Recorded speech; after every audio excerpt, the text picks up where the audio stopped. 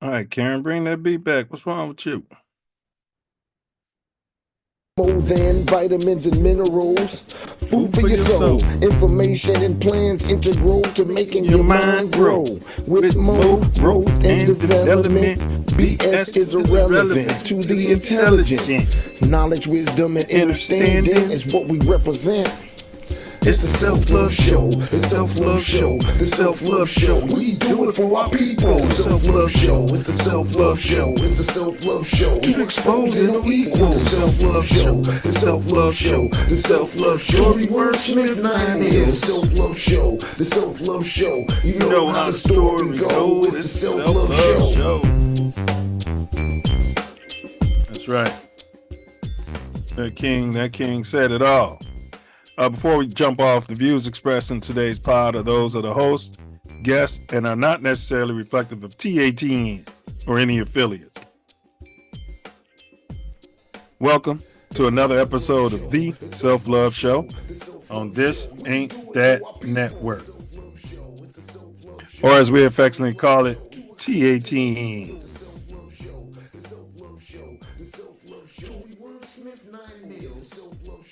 This is a spot where we dive extremely deep into the intersections of mind, body, spirit, and culture. This is one of the co-hosts, 9 Millie. First off, all praise to the ancestors, the Most High. And last but certainly not least, my late and beloved Mama Sky. I miss you more and more every second. This is volume 12 of our Ode to House Music, Ground Zero. That's the Chi-Town House Music series, where the pulse of Chicago's underground continues to shape the sound of the world.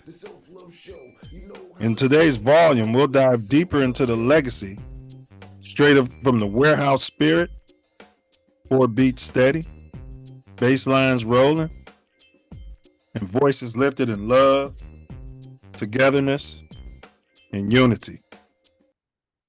Tonight's guest, DJ Freddie Glass, a selector who embodies the Windy City's tradition of groove and innovation, known for weaving classic house textures with fresh, forward-thinking sounds and energy. Freddie Glass carries the torch lit by pioneers like Frankie Knuckles and Ron Hardy. And I wouldn't be surprised if he literally carried the pioneers for those pioneers. See what I did there? By adding his own signature, flair, to the mix. Together, we'll explore the rhythms that made Chicago Ground Zero, or the birthplace of house, and how DJ Glass's sets keep that fire alive for a new generation. This is more than just music. It's culture, community, family, and the heartbeat of a legendary city that never stops jacking. Jack your body, jack, jack, jack your body. Jack, jack, jack, jack, jack, jack. So, whip out your self-love vision, okay, and your 10 hats. This is the Self Love Show, and this is the revolution. And the revolution will not be on YouTube, however. These are lessons, not lectures. We're live in a living color. Today is Tuesday, 11/11, angel number 2025, at approximately 7:15 in the Windy City. And as always, you cats can be anywhere in this magnanimous universe, but thankfully, we all chose to be right here together. That's right. Here together. Bear down. Brother Wordsmith, self-love, what you manifesting today? Love, man. You know me, manifesting love. What you manifesting? Same, good brother. Pure, magnificent, unfiltered, unfettered. Some say tough, others say harsh, but I can assure you, it's love just the same. No doubt. What's been going on in your neck of the shot since we last popped out? You know, life's been going on. Everything's been happening as it should in divine order. Some you may not like, but gotta go along for the ride. That's right. That's right. Well put, bro. Divine order. Yes, you got to zoom out. You don't like it, zoom out further. You know that you might be too close up on it. You might be too close up on it. All right. What to expect on today's The Self Love Show? We always kick it off with the Self Love Show quote of the day. Then we got our more growth and development video. It's less than 1 minute. It tells you what our platform is that we're standing upon. And then, of course, we've got some tattoo tyranny out there. We've got some tattoo tyranny out there. That's where we watch our government interact with the citizens, and then myself, Brother Wordsmith, and the chat will decide if it's tyranny. You guys put a capital T in the chat. Or if you like it, give it a thumbs up. If you think that's what you're paying your taxes for, and you think 12 or what have you is doing a wonderful job in that particular scenario. And then we've got our dome teaser. Your mind is a terrible thing when you let it lay fallow. Okay. So use it or lose it. It's a use it or lose it situation. You know, your day of reckoning is coming. And I had a science teacher at the William H. Ray School of Lower Learning Elementary, 6th grade. I think it was Mr. Thomas. Your day of reckoning is coming. Hey, you son of a bitch. Big ups to Mr. T. That's what we called him, Mr. T. And he was Mr. T before Mr. T. Now that I think about it, I digress. And today's topic, Chi-Town House Music Series, Volume 12. Okay. This is Volume 12, and we're privy to have DJ Freddie Glass popping in the building, and one of Ancestral Echo's very own, one of Chicago's very own, popping in the building today.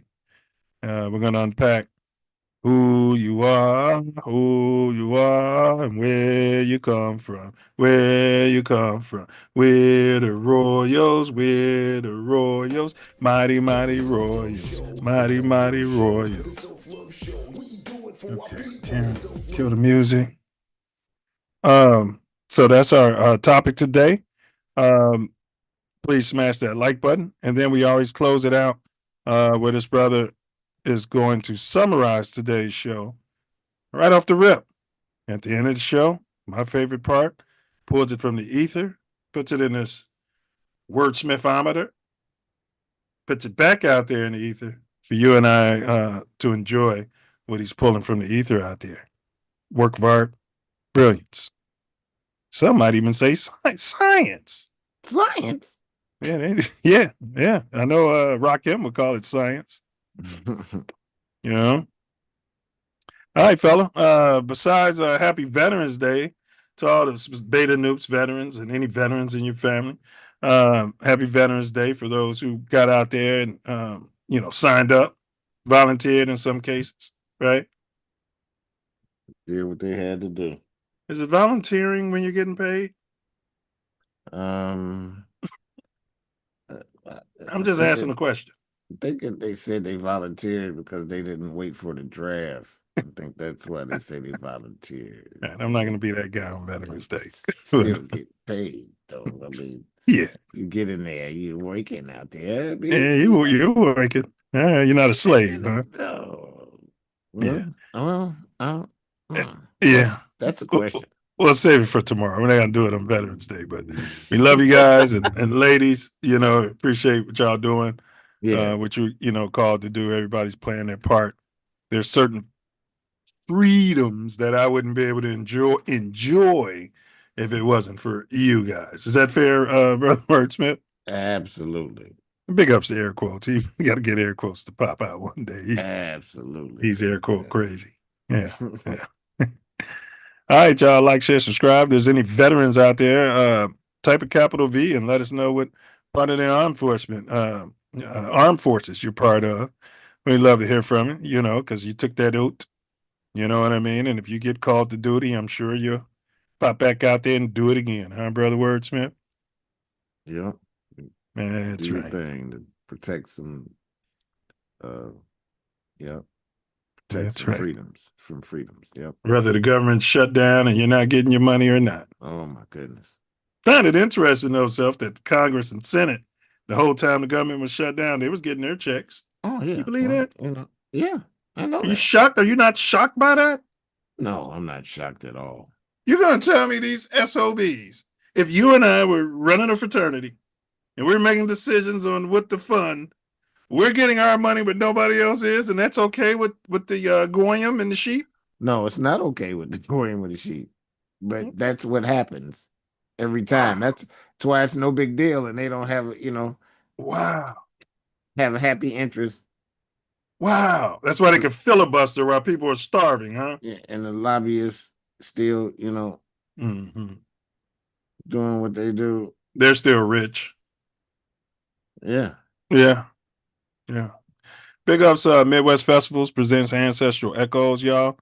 This will be the 4th annual. It's growing. With or without you. With or without you. Yeah, it's still growing. And it's a wonderful festival of spectacular house music, some spectacular DJs, mainly from across the Midwest, greater Chicago area. It's a glamping fest. You know, they got a company that they partner with that'll drop ship your trailer, your camper, or you can communicate with them and they can set up a tent for you. You're gonna bring your own glamping supplies. We don't know what your proclivities are, um, and you can bring your own tent, but you have to reserve the space. Okay. And you're gonna have the time of your life. It's an ode to the ancestors.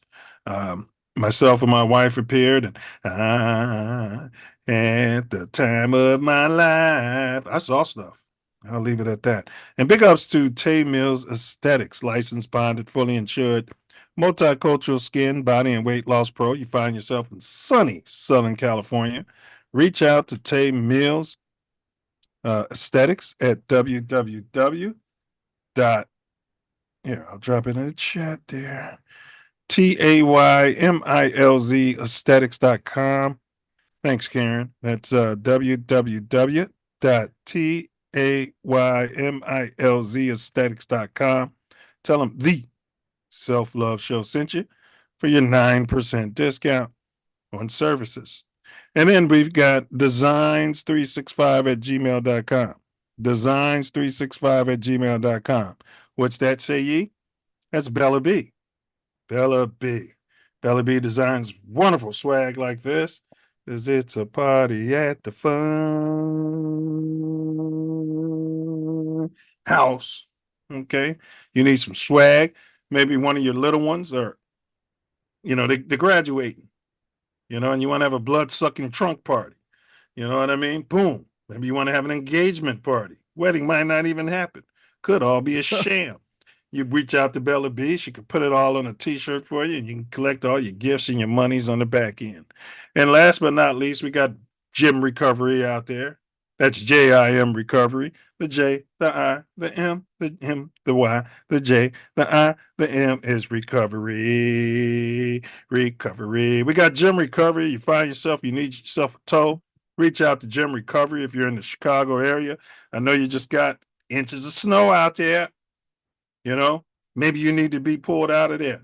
Maybe you've been drinking too much and you're leaving a little hole in the wall on ladies' night. Oh, it's a ladies' night and the feeling's right because this is ladies' night. Oh, what a night. And you can't get home. The Uber's $85. You might as well reach out to Jim Recovery. He'll get you and your flip home or to a mechanic. And that way you don't have to catch you a big fat DUI straight to your eye and end up in Cook County jail, like what happened out here in LA County. My man went to jail for a DUI and got murdered by his cellmate the first day. So rest his soul, things happen. All right. Enough of my yapping. Let me turn it over to this brother so he can handle his business. One of the founders of Ancestral Echoes, I should say. Yes, y'all. It don't stop. Self Love Show rocks on. Welcome. Been waiting on this episode.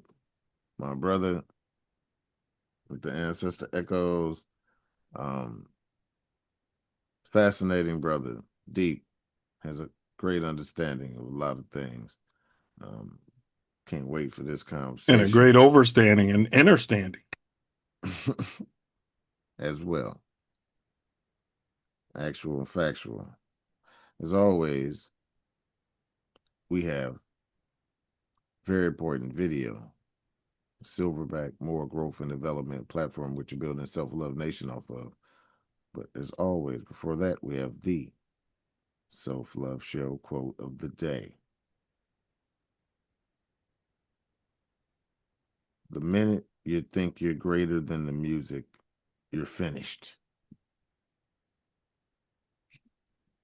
The minute you think you're greater than the music, you're finished. Frankie Knuckles. Interesting. The Godfather. Yes.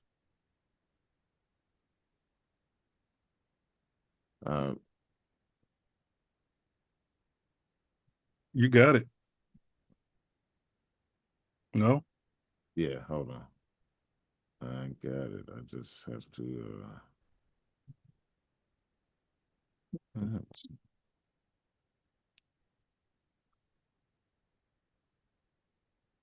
I don't know which ones. I had to get to it, and then now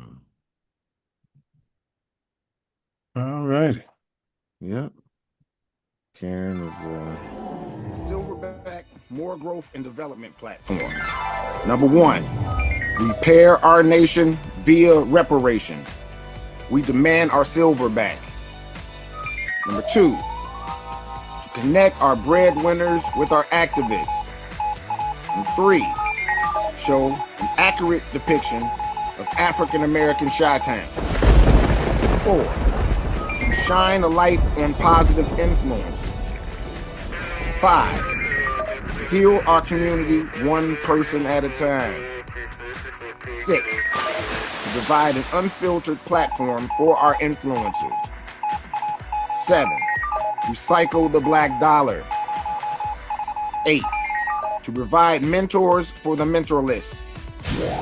9, to close the gap between us and our pink kinsmen.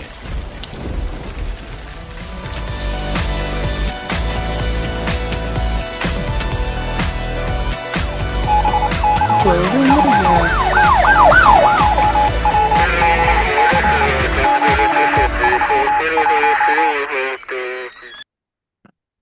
number 10. Protect our women, children, and men by any and all means necessary. Facts, actual facts. And if you missed last week's show, which is under full shadow ban, I think because we had the Honorable Minister F's voice on there. Because whenever we do anything with him, it could be a 30-second short in a whole hour, 2-hour live, and they won't push it out there. That being said, check it out. The story of Yakub, huh, Self? Woo-wee. Man, action, information packed. It was thinking and expansion. I agree. I agree, bro. We went there. We really went there. He grasped the heel he supplants. See how cool. Jacob was born grasping his twin brother Esau's heel and stole his whole birthright. Jacob was a motherfucker. All right, let me start it on that. Yeah. He was a motherfucker, man. Woo. Man. I remember I used to read all that in the Bible, and I'm like, something's not right here. You couldn't ask those questions. In Sunday school, they'd call you Satan. Send you home. Mhm. Like, Might even beat you back in the day. You well, know what I mean? they didn't at the Catholic school. They told us that we didn't have to come anymore. Like Oh yeah, you was with the cat everybody had hogs. to go. Yeah, I was it was I it was was with the like, Pentecostals, oh Church yeah, of God no, in Christ. yeah, no, I didn't go to that. That was Beat you with it. They beat you with a tangerine. Dance and shake your tangerine, your yeah. funky tambourine, tambourine, tambourine. All right, let's move past that. All right, we got a warm up poll question because we're running a little late, and we got DJ Freddie Glass in the Cream House. Um, Karen, let him know he'll be up there because stay put for at least 10 more minutes. Um, Okay, for sure. who I mean, why is house music so popular? This is our poll question we have up on the channel. Karen will drop it into the chat shortly. Why is house music still so popular? Your first option is DJs, those ones spinning the music. Number two, the jackers, you know, your dancers out there, your party goers. Yeah. Number three, your promoters. You can build it, but if they don't know about it, they don't know where to go. And number four could be other. I was going to put music in there, and I would accept other Yeah, music as other. You know what I mean? We need to generate some comments in there, but people are choosing other, and they're not what self. saying what it is. They're not saying what it is. And I mean, if I can go back in time and put all these people at the Drop Dead Gorgeous William H. Ray Elementary School of Lower Learning, just to put all of them in the slow classes. All right, let's put the poll thing in here. All righty. All right, the poll just went in there, y'all. Me and Brother Wordsmith will let you know which one we selected at the end of today's show. Big ups to all the sponsors. Midwest Festivals presents Ancestral Echoes, Tay Mills Aesthetics, Bella B Designs, and Gym Recovery. All right. Chi-Town House Music Series. This is volume number 12 with DJ Freddie Glass. All right, bro. We got some Tattoo Tyranny. I don't know if you saw it. We got 12 in. Uh-oh. Watch out now. Let's see what's going on. 12. Fair use. Inside edition. Blazing. Oh, yeah, yeah. Yeah. Let's see here. Fair use, inside edition. And yeah. Drop the knife! Drop it! Authorities in Florida say a deputy killed a suspect who barricaded himself in a bedroom and held his little brother at knife point. The Hillsborough County Sheriff's Office says they were called by the sister of the suspect. When deputies arrived, they ordered the 27-year-old suspect to send the child out of the room, while the victim could be heard begging for help.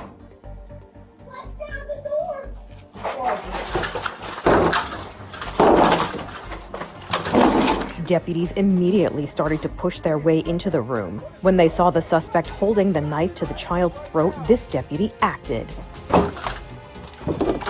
Let me see your hands right now. Let me see your hands right now. I'll kill you. I'll kill you. Drop the knife. Drop it. Come on, baby. Come on. The child was rushed out of the room and Oh the suspect was brought to a hospital where he was pronounced dead. The deputy who fired the shot has been placed on administrative leave with pay pending the outcome of an investigation. For Inside Edition Digital, I'm All right, before you go, that's the first time I realized that the brother was 27. Yeah. I thought he was like similar age. I'm like, damn, Right. 12 is 12 and out here. Man. Now, but I don't know. He'd been sitting there with a knife to him forever, Yeah. right? 12 had time to get there. He hadn't poked the little boy. I don't know. Yeah. That's a hell of a shot. You're a parent. How would you feel about 12 taking that shot with your little one there being held at knife point with probably your mentally insane, bigger, older one, You know what I mean? Nobody can control. He's got a knife to his throat. And how would you feel about 12 taking that shot? The little one will never be the same. No, no, ever. Yeah, I don't know if it had to be handled. It didn't look like it was. Man, that's traumatic. We definitely need more details on the mental state of the older one. Obviously, he was having some sort of psychotic break. They said the sister called. Isn't that traumatic? I mean, I hate to play armchair 12, but it seems like if he was gonna kill that boy, he would have killed the boy and that girl a long time ago. Yeah, at least the boy, especially when the boy said kick in the door, and they did. Took him, he had to kick it like 3 times, a little bitty bedroom door. Yeah, I mean, but whatever. You heard, so that made it more. Escalated it. Yeah, that's man. I tell you what. Unfortunate. That's very, very traumatic. I don't care Yeah, for who it I, is. I got a little traumatized. yeah, because I Watching that. thought it was like a older brother. I didn't know he was a grown man.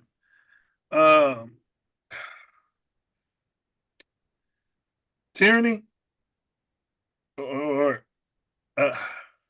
It's a. is it a wobbler?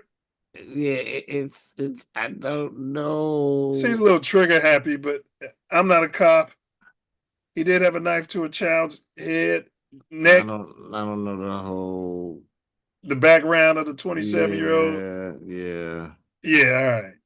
Yeah, it's hard. Yeah, all right. Yeah, It's because all hard. right, because the 20, yeah, he's and probably that- been a problem from day one. Who knows? Yeah, We don't know enough, and that's horrible journalism. yeah. Yeah, so it's the first one we had like that in a while. All right, we got one more, and then we'll get our guest in the building. Chi-Town House Music Series with Volume 12 with DJ Freddie Glass in the building, Ancestral Echoes and Chicago's very own, popping out today. We got one more. The replacements, Self. The tethers are here. The replacements are here. Fair use. We can give a fair use, and this is from ABC. And big ups to Karen. You probably wouldn't be opposed to having some extra help around the house, but how would you feel about a robot taking on your chores? She looks AI. I want to introduce you to Neo. This is the latest creation by tech company 1X. It's billed as the world's first consumer-ready robot designed to transform life at home. Oh, making coffee. The company says Neo can complete the tasks you see there, opening doors, folding laundry, tidying spaces. And I'll reiterate, making your coffee. It's available now for pre-order. Here for more is Jacob. It's like Ward, having a tech retarded journalist person and host working of the for you Rip that moves Current very slow. podcast. I'm in immediate need, apparently, of a cup of coffee. How big of a deal is the arrival of a consumer-ready robot like this? And do you think that people would utilize this, welcome it into their home? I mean, it's absolutely a revolution in terms of what a robot can do. I was once the editor-in-chief of Popular Science back before 2013, and back then, you know, just a single digit of a robot's hand would cost what the sticker price of this thing is going to be, which is about $20,000. Forever, right? Our robots have been ones that have been specifically committed to a very single task, right? Grabbing one piece and putting it into a car chassis, and that's because we haven't been able to build robots at an affordable price that could do something like deal with a rack full of clothes or deal with the coffee that you want so much, Kana. And so this idea that you for $20,000 can pull that off is kind of incredible. On the other hand, right, $20,000 is funny you said that. Keep listening. Quite a lot to pay up front for something like this. And the company says that it's going to need human operators to teach certain tasks to the robot remotely, because it's not always going to know your coffee maker or how to get a few dishes into your dishwasher, Kana. Oh, the specifics of your house. But in terms of cost and ability, let's look 5-10 years down the road. Yeah, it's got cameras on it, so then you can, like, if you wanted to do a new task, what you're going to do, Self, is tell the company, and then somebody remotely, they're going to have access to your house wherever this robot goes, wherever the robot's looking, they can be looking too. And so it's a bit trusting. You got to trust that these people aren't creeps. I mean, how quickly is this thing going to go? How low could the price drop? And do you see this as something common in households? Well, I think the big thing to think about here, right, is that as we think right now about AI, which is what I spend so much of my time thinking around, you know, Jacob. we've been talking about the threat to jobs when it comes to knowledge work, right? And we've thought, well, but being a barber or being a plumber, that job is safe. Well, I would just point out, this thing is evidence that all sorts of automation is coming for all sorts of work. And so Yeah, on the we one coming hand, for your I think this jobs. could He be happy really good. about it. We're in a position where we're going to All need of an them. incredible amount of help at home. I mean, Boomers are about to honestly, become I could use absolutely- one of them. Look at the over black here one. right about now. I'd get rid of it shortly after, but I could use one right about now. And look at the black one. 24 They got hours. they put a black face on this Yeah. one. Oh yeah, bring that one. One category of population as they get older, we don't have the help they're going to need.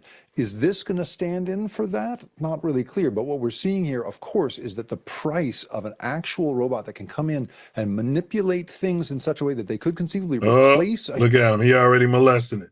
They got a long history of molesting the help, Oh, don't they? look at him. Oh my God. Oh my God. Yeah. Yeah, I know what that one does.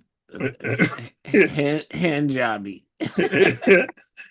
It's all subliminals. Human worker, that's all been science fiction in the past, but that's becoming real now, Kayna. Right, it's a good point there, how this could look for someone like a nurse or a caretaker or people in need of those folks. Jake Ward, it's always wonderful to have you on. Thank you. Nurse or a caretaker. Yeah. That's what I've been saying. People are like, yeah, well, you ain't got kids. Who gonna take care of you when you old? Oh, I'll have a bot for that. So Hand you jobby. whack my ass, you bot. Hand jobby.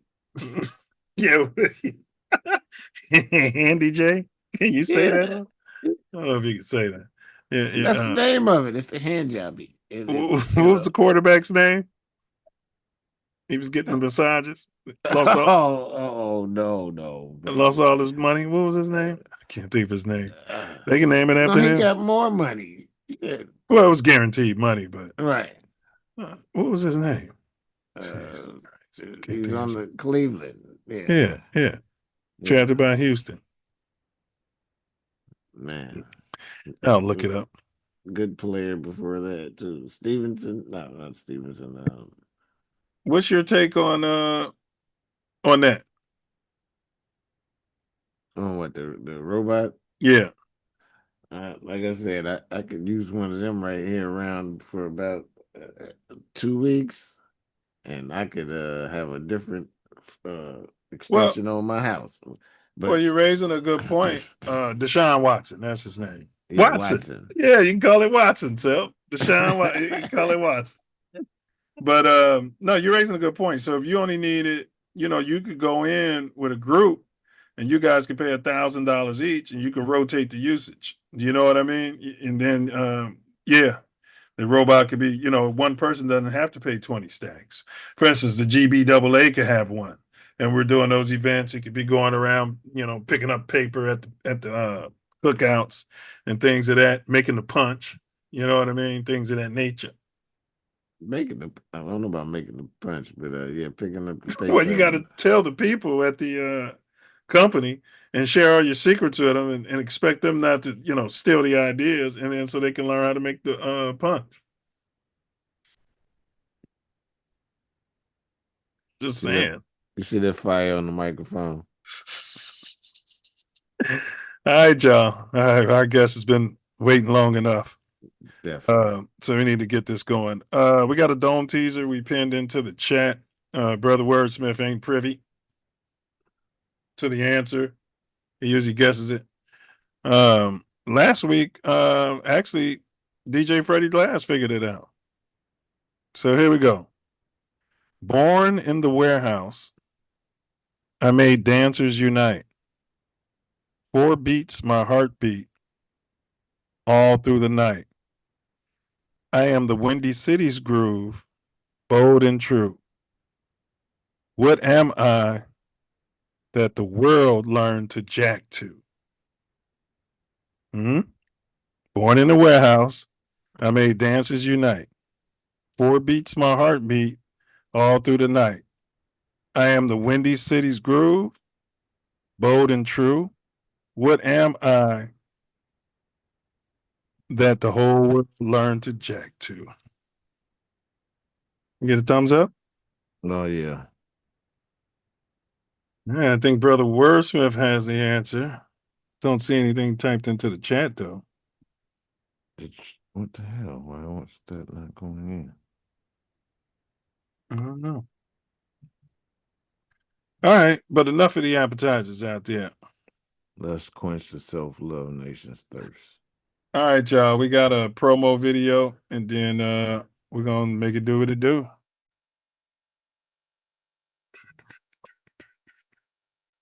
The welcoming feeling, to be out in front of so many people for the first time. And then, you got your head down doing your thing. When you get off and everybody be like, dude, that was dope. That was that reassurance, because I love the music and I'm going to do that no matter what. But that was like, I am touching people. And that's the great thing.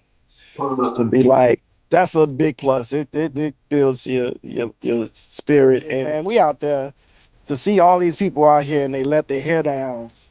You go out there and I guess the main thing is to go out there and forget about back at home. Get away from all the stress. And they came out and got away from all their stress to hear me. And they liked it. That's what it's about. Moses fleeing the people from. Okay. All right, y'all. So we got our honored guests in the building. Just want to remind everyone and our guests why we do this pod. We do it for the fallen warriors, such as George Floyd. Rest up, George Floyd, and condolences to his family. We do it for the copper-coated members of humanity, specifically in the United States, so-called America. Descendants of chattel slavery. We're at the bottom. And so we don't discriminate against others. We're just at the bottom. So we need the most attention. More growth and development. MOOR, growth and development. So we ran that platform video. All right. It's about rebuilding our nation within a nation, within the belly of the beast. And then we're here to chronicle our story as opposed to his story of us, right? So we do it for the present and we do it for those who are coming behind us. And that's our progeny or our progeny, our great grandkids, great great grandkids. They'll have a reference, but they can look back and actually see and hear regular everyday people, specifically, generally copper-coated people, tell our truths. So that's why we do it. Brother Wordsmith, handle your business, brother. Welcome, welcome, welcome. Thank you so much, my brother. You know how I go. Much appreciation. It's going to be an expansive conversation. Going to raise the vibration of the self-love nation. Thank you Ditto. for doing this as always. Go ahead, bro. I didn't mean to cut you off. Go ahead. No, that was it. Thank you for always. Hey, ditto. Hey, Dempsey, that's a tight sweatshirt. What's that? A hoodie? That's a hoodie? Yeah, it's a hoodie. Yeah, that's tight, bro. Yeah, that's tight. You go ahead and package that up and send it on over here. Your ancestors would appreciate that. That's the logo. Freddie Glass. So that's what I was gonna say, man. Anything you want to kick it off with, and if there's anything that you're sponsoring, bro, we'll stop throughout the show, or anything you're promoting. Let's go ahead and do that, and then we'll jump right to it. Okay. I don't have anything right now. Okay. Any opening words, anything? Just want to hop right to it? Hop right to it, man. I'm just glad to be here. Man, all right. It works. Appreciate y'all having me. Absolutely, bro. Absolutely. We do it for culture. All right, we're gonna just start out with the early life, man.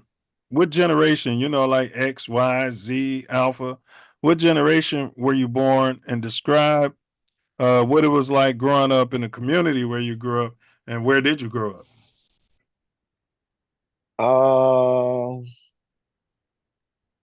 Shoot, I'm not quite sure what generation I would call it.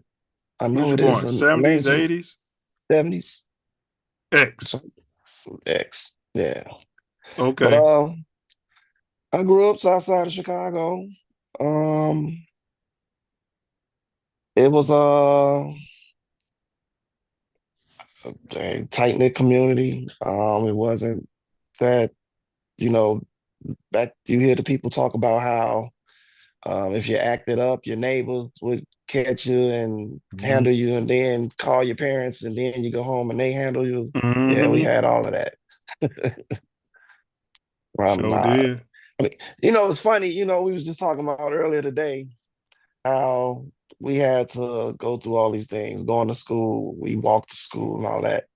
And today they had school closures for this little half-inch of snow that we had outside. Well, not today, yesterday. When the snow was yesterday, yeah. And we're like, dude, it's like today's society, we're making these kids so weak. That was half the fun, man. We used to jump on the back of like a UPS truck or, and skeech. You like when it was Uh, snowing, I used to skeech to school, grab on the back back of back of the a CTA car or bus. something. Yeah, That's all a part of the indoctrination, making making Yeah. it them weak. all weak. Yeah, Mhm. those centers indoctrinate us into weakness at this point in time. Facts. Google a playground in 1970, and then Google a playground in 1980, and do it each decade, and you're gonna be like, OMG. Yeah. Man, we had monkey bars. First, when I was first playing, there wasn't no concrete. It was concrete under there or blacktop. Yeah, Then yeah, pretty soon it was like, okay, we're gonna put this rubber thing under there. But yeah. you was on your own risk, man. And Yeah. those reflectors, the sun, it was 90, they were 115 degrees. The slides, Oh yeah, oh Yeah, my burning. yeah. God. The metal slide board. Yeah. Yeah, man. It was You remember the reflect, merry-go-round? You get on there and your friends are spinning as quick as they could, and you holding on to it. man. Or the seesaw where Yeah, you was at the mercy of whoever you the bigger kid decided to be under the to yeah. trust. At the mercy of who you decided to trust. But then you learn. But you learn from that. You learn Yeah, how to you get your did. feet down. You learn. You know what I'm saying? It happened to you once, but Exactly. not twice. That's All right. right. Any interaction with non-melanated folks in the community where you grew up at, meaning pink people, white people, maybe Latinos? If so, describe the nature of the relationships and those interactions. um, so in Chicago, no. Outside of maybe a teacher or something like that. And that was basically a teacher-student relationship, but I lived in El Paso, Texas for a little while. Okay. And that was kind of different. First off, you get down there and the kids, they want to know who you are. They like, oh, where you from and all that. And I'm like, Chicago. And Chicago gets big love everywhere. That's Even right. as a damn fifth grader, it Yeah. was like, oh man, you Chicago, Al Capone. I'm like, what does this Yeah. 12-year-old know about Al Capone? But Yeah. everything about Chicago that they knew was gangster and negative. Mm-hmm. But I mean, it's weird, man. I remember they would ask my name and I would tell them my name and they look at me weird and be like, well, can I just call you James? And I'm like, no, where you get James from? Do I look like a James? But it was eye opener for me because of course I'm in El Paso, so it's a huge Mexican um Yeah. population. So, half of the school was Mexicans and you had some blacks and some whites or whatever. And, I'm this little young dude. I think I'm cute or whatever. I get into an argument with this little Mexican boy, right? And we talking about who looked better. So we going back and forth with each other. And, I fell for it. He goes and finds a Mexican girl and was like, who looked better, him or me? And she looked at me and frowned and looked at him and was like, you. And I'm like, this little fat chubby dude. And so that's to say that, talking about interactions with other uh races or what have you, that was a very big eye opener to me. Like they they not like us. I don't know. It was like all you know is what you gathered and grew up with at this point, and you meeting some new people, and yeah, you don't look like them, and they don't like you probably. um, Yeah. but I think that was like that little interaction was kind of a culture shock, and I learned a lot from it. So it made me pay attention. I mean, even as that young kid, um, I paid attention more to how I interact with people of other cultures or races or what have you. Yeah, that was a very enlightening journey, bro. I went to Ray and we didn't have many Browns, but we had, maybe 30% black and then the rest white at the time I was there. So you kind of get that understanding at certain points. But to your point about in Chicago, yeah, the interactions was few and far between for most people. And it was only a teacher, and usually that teacher was a female teacher. It wasn't even a white man. Mm-hmm. Yeah. Or a cop, law enforcement, fireman. Those are your only interactions with, you know what I mean, with non-blacks. Yeah. Yeah, Um, mine was a little different, but yeah, those schools I went to, some they closed very fast, a lot of them, but yeah, there was some, white men involved as well as white women. I don't think we had a white man teacher at Ray. Now that I'm thinking about it, not one.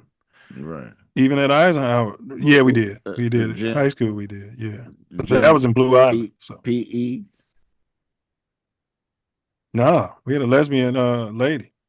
Ray was really? Yeah, way back, Oh, I short can haired say, lesbian lady. Yeah. Can't think of her name, but before her, it was a black dude. dude, Um, I went to Lindblom in the middle of the hood, and most of the teachers there were probably white. yeah, yeah. Lindblom, great school, man. Yeah, you went to Limblum. When you come out of Limblum? 90. You Okay. know JB Beckham. Yeah. He came out in '88. James Beckham. 88. I'm thinking JP. I probably know him. I'd have to see him. Yeah, to see him. Yeah. All right. That's Can my you? shit. That's my shit. We played together. I know you know somebody, Joe Coney. Mm-hmm. Yeah, Coney. Yeah. Can you provide the Self Love Nation with any? Wait a minute, Brian Parker. Yeah. Yeah. B Funk. You finished, Self? Yeah. I'm sorry.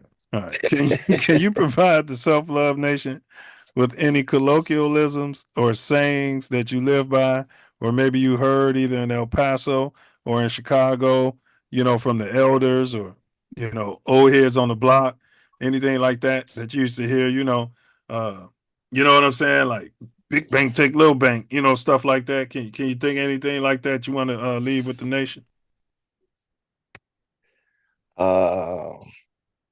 Yeah. I can't remember any of these names right off the top of my head, anything that I got growing up, but I know I got my own that I kind of came up with, and it was, and I tell kids today, everything that happens in your life, you're responsible for it.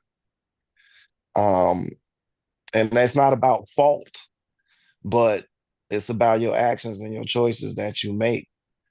So, and that's just a combination of, how I was raised, the messages and the word my grandfather raised me with, the Marine Corps, um, Oh, just, you're a leatherneck, man. You're a jarhead. yes, sir. Okay. All right, man. Thanks for your service, bro. But go ahead. Happy Veterans Day, brother.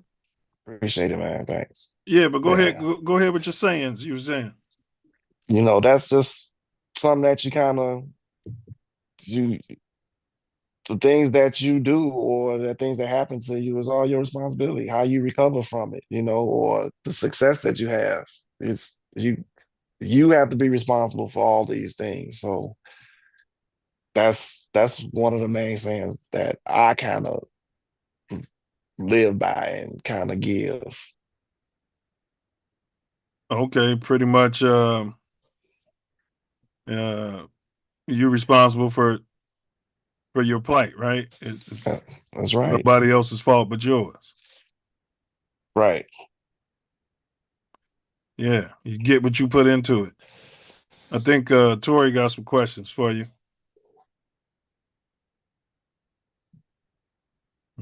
Maybe he stepped away. All right.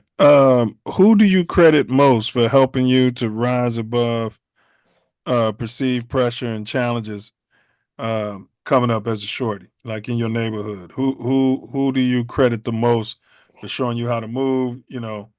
How to live right, whether it's eat to live, whatever the case might be, that got you here safely. I have to give it up to my whole family, man.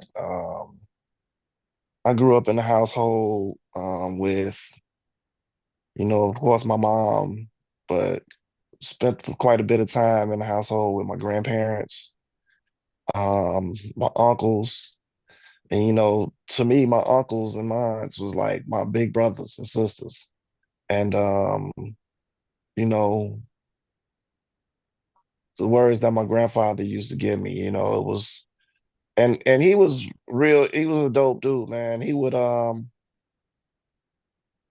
sit you down like wasn't no whooping you and all of that. It was he gonna sit you down and talk to you till you fall asleep.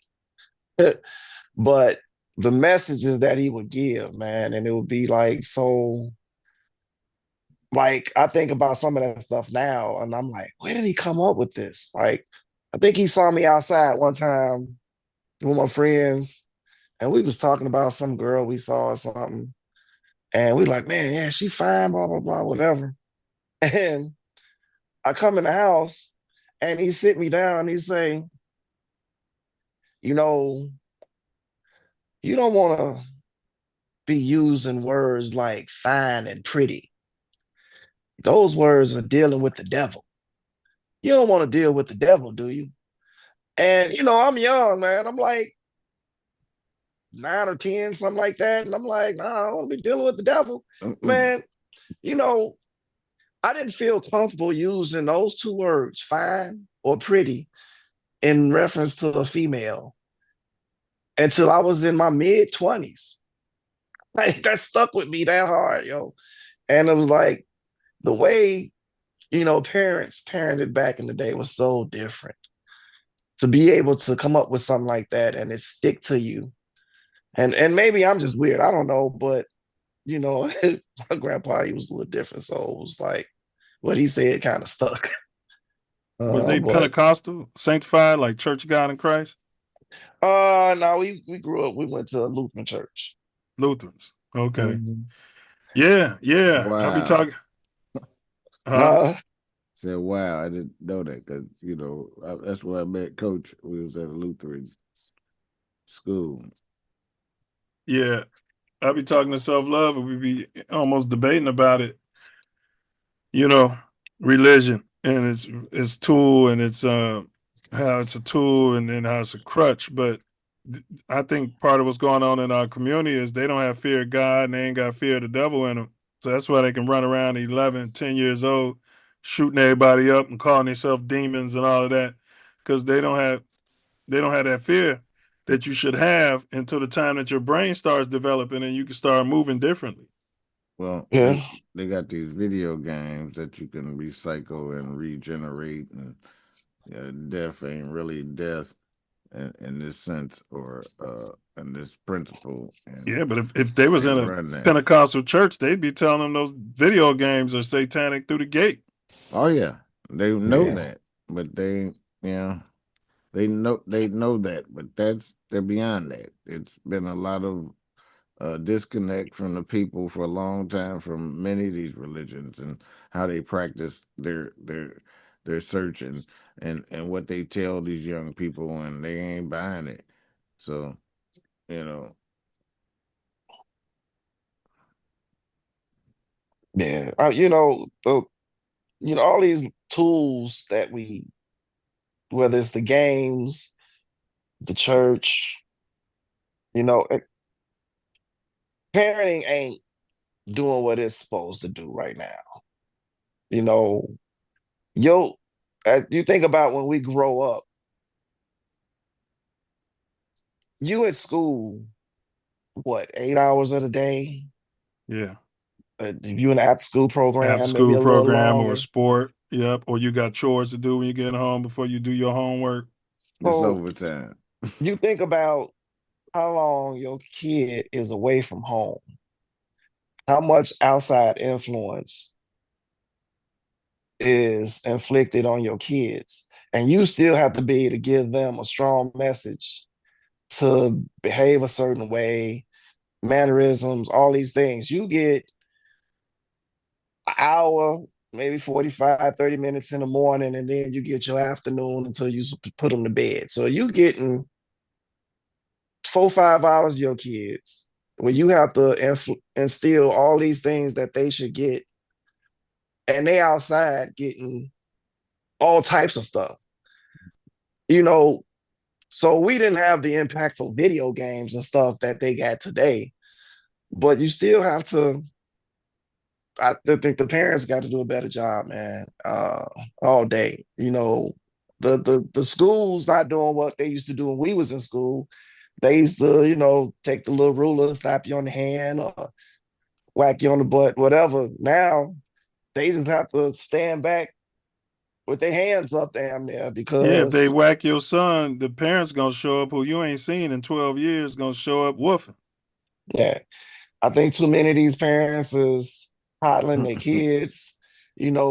The teacher have a conference with them. Yeah, your kid kind of wild, blah blah blah. Not my baby. Why you always picking on my baby? Yeah. Well, Yeah. your baby is the one that's always Right there dancing in in the front of the damn kid. window. Right there in front of the kid, too. Exactly.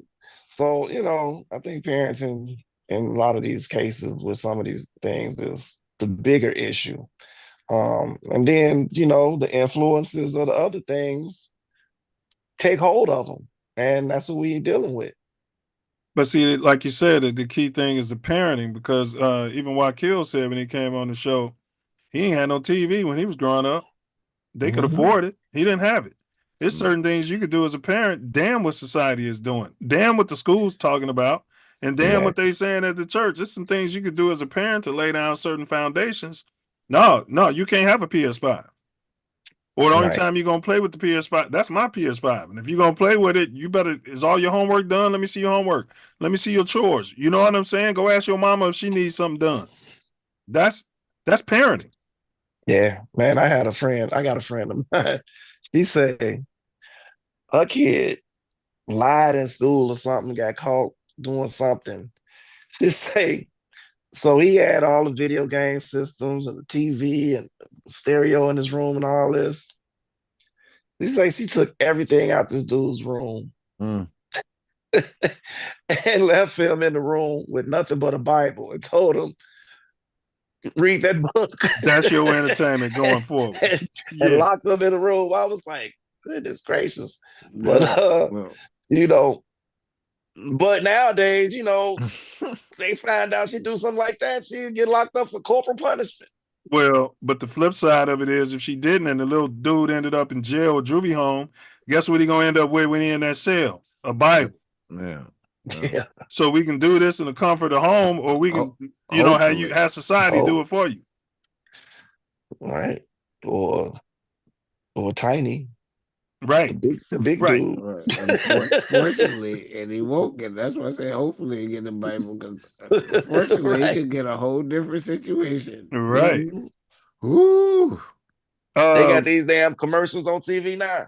If you was in the Artie home or the juvenile detention system as a youth, call this number. You Money can get some right money. now, goddamn it, because it ain't just we know it happened. It ain't just Yeah, St. Charles. They just closed down the major one out here in LA County too. All they was doing was abuse, and it was the guards too. It wasn't just the inmates. Yeah, it was the mainly the guards. guards. Mainly the guards. So, how did your Chicago upbringing shape you into the person that you are today? My Chicago upbringing. I mean, it taught you I a know you lot. mentioned family, but I'm talking city itself, the community, you know. You know, growing up in Chicago, man, and then going abroad, different places, you have a certain pride about you when you're Chicagoan. And it and the places that you go to encourage that pride. Because you go there and they be like, oh, Chi-Town, all that. And now they want to be your friend and you're hanging out and all of this. And so it I think was, traveled a little bit with the family, growing up, and then go joining the Marines. I'm out there, and I think that kind of boosts your ego a little bit. And I was a little crazy too, especially when I went to boot camp. All of that, they hated me, then they liked me because they thought that I was all of this because I was from Chicago and Oh, they got I a had history of this. doing that at boot camp. City Slicker, the big Yeah, slick Chicago. They got a history of you guys coming here stealing from everybody and being bad all that, guys. yeah. But it Yeah. wasn't even just. It's crazy, man. And I love talking about boot camp. Our last week of boot camp, I remember we sitting around in a little circle, we polishing our shoes, getting ready for graduation. And one of the guys say to me, Dent, we all hated you when we first got here. I'm like, why? They like, man, you came in and you was just like, we all scared, and you get on the bus cracking jokes. And I was like, well, we was on the bus. We ain't in the shit yet, But I did kind of get on the bus cracking jokes because everybody looked like they was about to shit on themselves, and I kind of commented on that. And the drill instructors yelling at me and shit. And, y'all gonna pay for this shit here. So I might have got everybody in trouble a little bit for a little while, but yeah, Hey, But yeah, that's Chicago though, man. You got to be able to find the humor in the pain, yeah, because I mean, the neighborhood I grew up in was kind of bad, a lot of gang banging stuff. So it's a fearlessness when you leave that environment.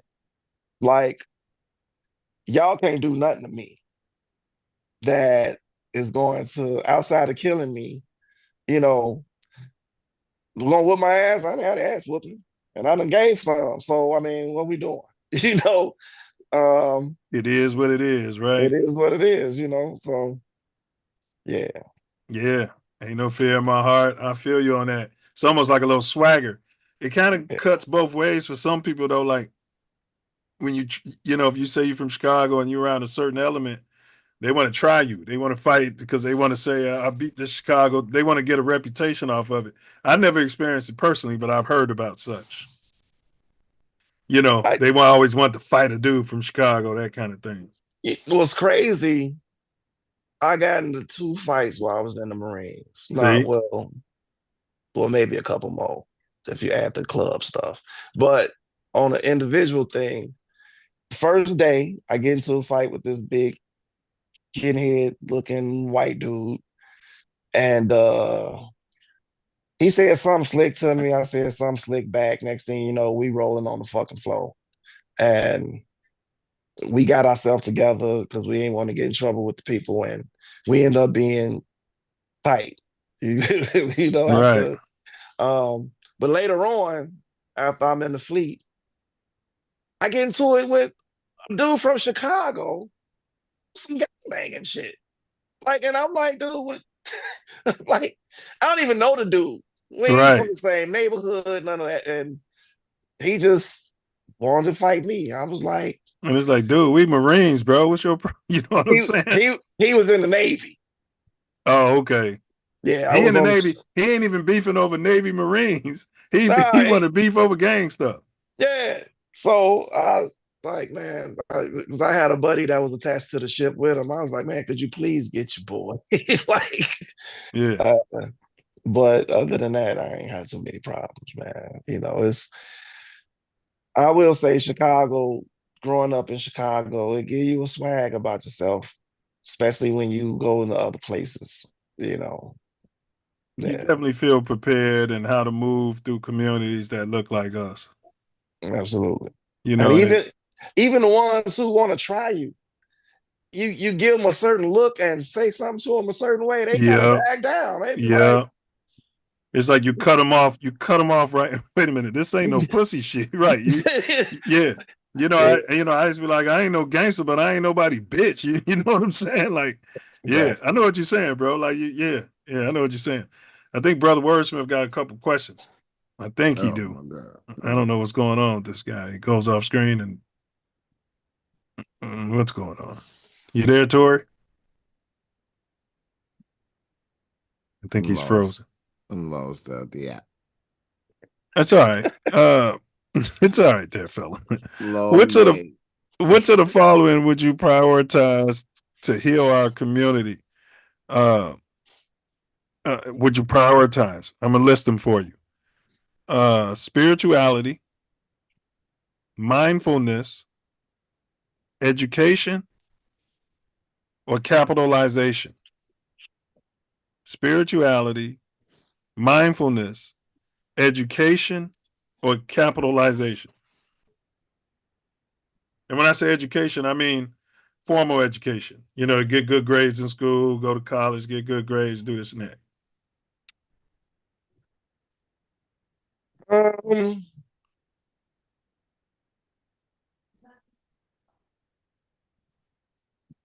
um, I think some of those will lead to others. Like, Mm-hmm. I think the mindfulness, the spirituality, just to so that you are more grounded individual. Um, and more charismatic to the environment around you. I think if you got those two things, those will make you better as a person, where you will seek the education and attain the capital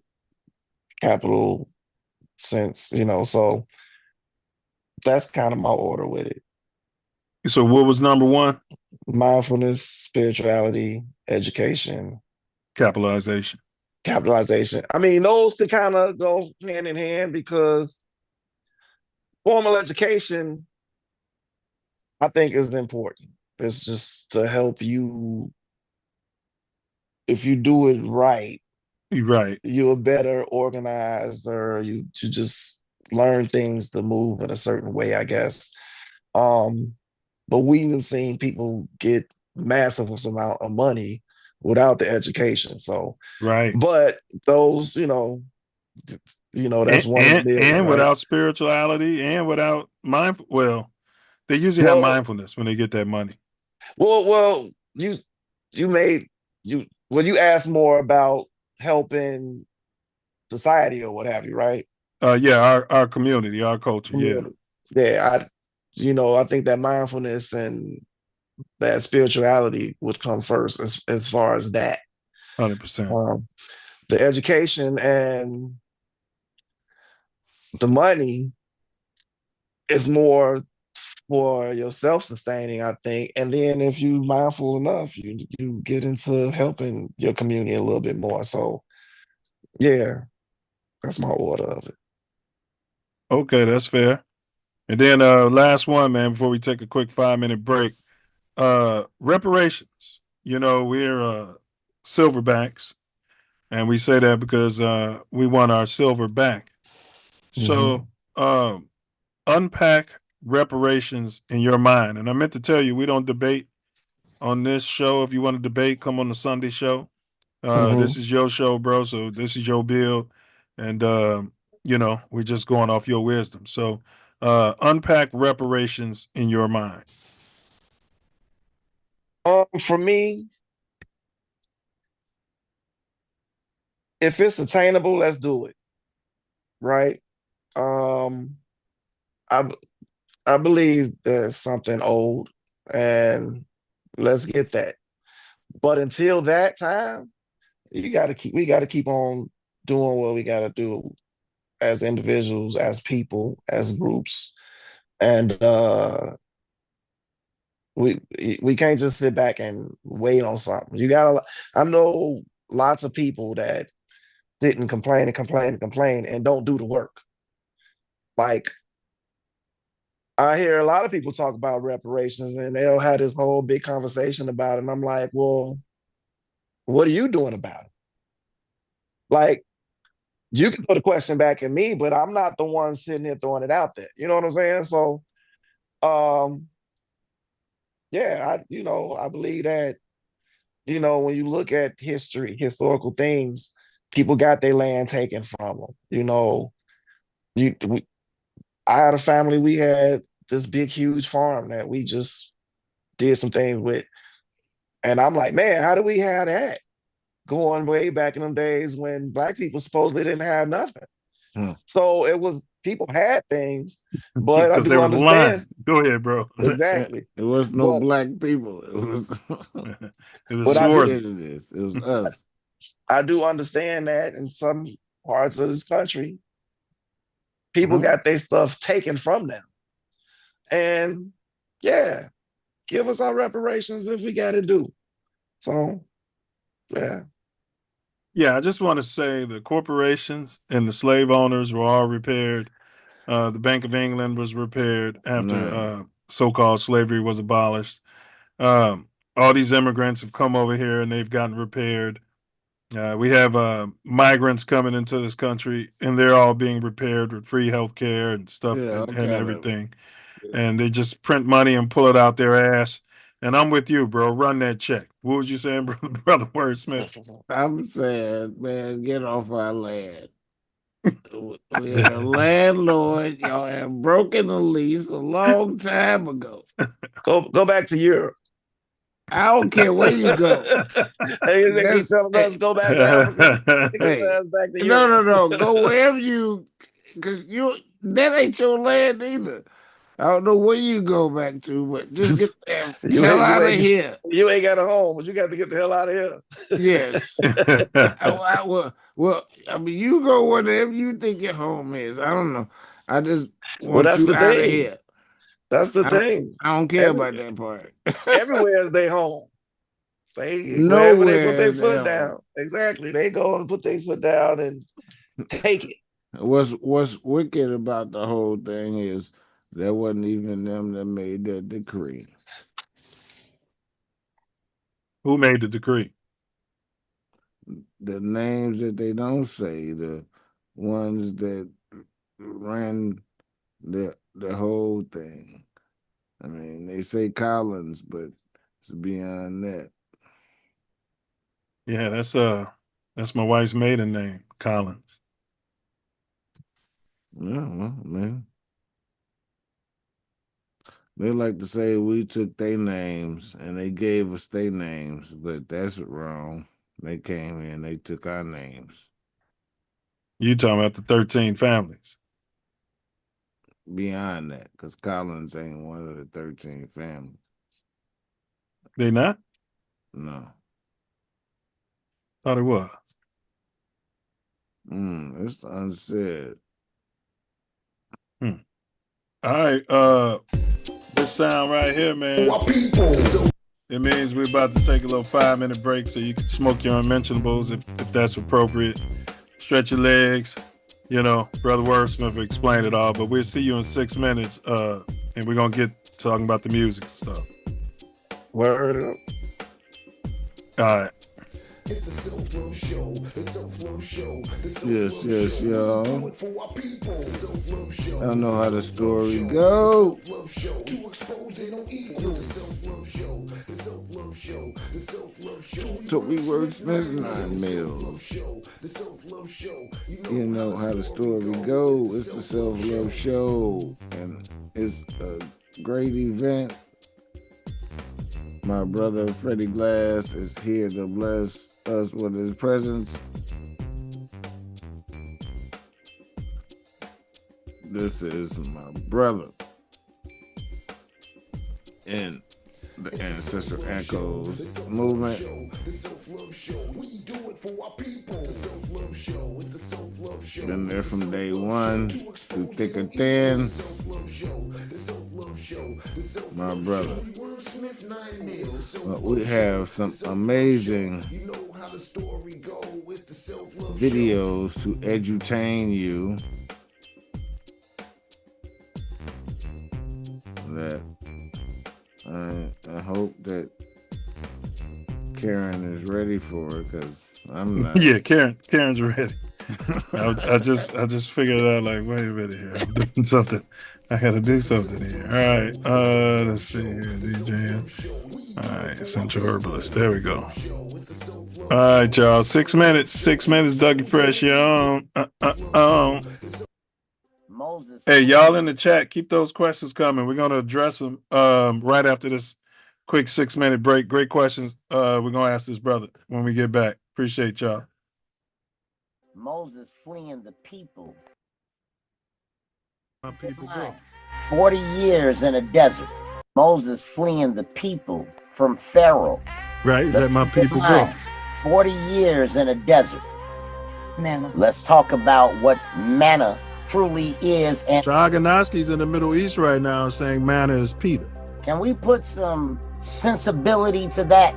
Being in the desert, and our Father, the Creator, loves us beyond. He's gonna rain down bread in a desert. Moses summoned the strongest men for them to dig, and that's where the whole term of so it is above, so it is what? Below. That means that Moses had the science for them to dig and find water. Yeah, like the elephants can do. So what do you find even in the desert when you dig down and find water? Do you find bread or do you find plants? Definitely. So, okay, I saw this video that alleged that it was you involved in this crazy ass shootout. What was that situation?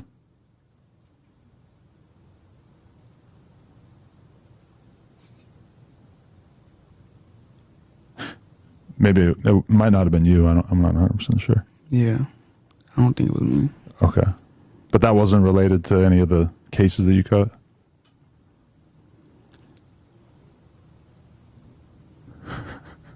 Well played. Okay. So...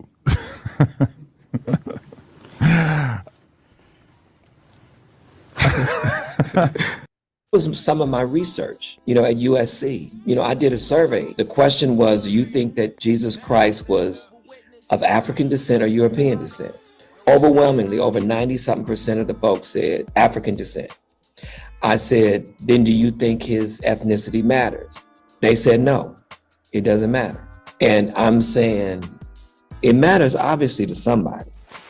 It does. Absolutely. And it matters to white supremacy. But whenever there's a book called The Color of Christ, the saga of race, I think in America, they track when, most people say, well, this is something out of Europe and, who was that? Michelangelo painted, Yeah.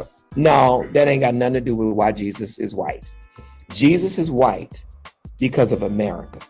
Jesus is white because of white supremacy and the Klan. That's why Jesus is white. That's where that comes from. It didn't stick in Europe because they knew better.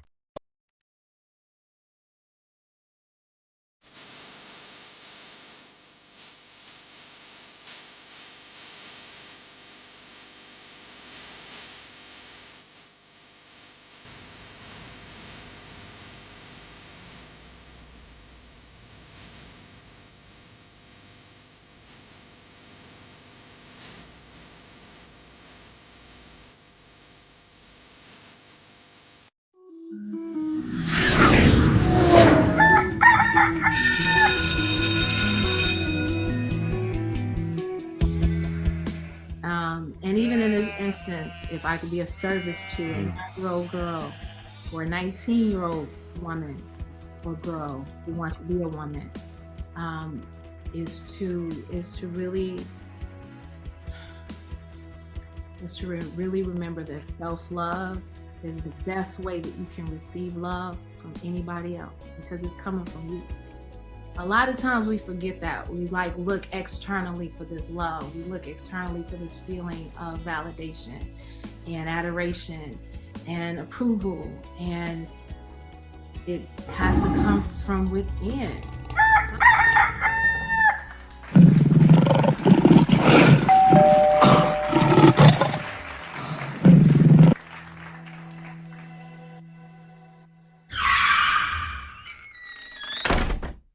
Hey, you know, Cleveland, you better hide the markers from your kids. Somebody colored in your Jesus. Somebody colored in your ass with too much ass, fat ass.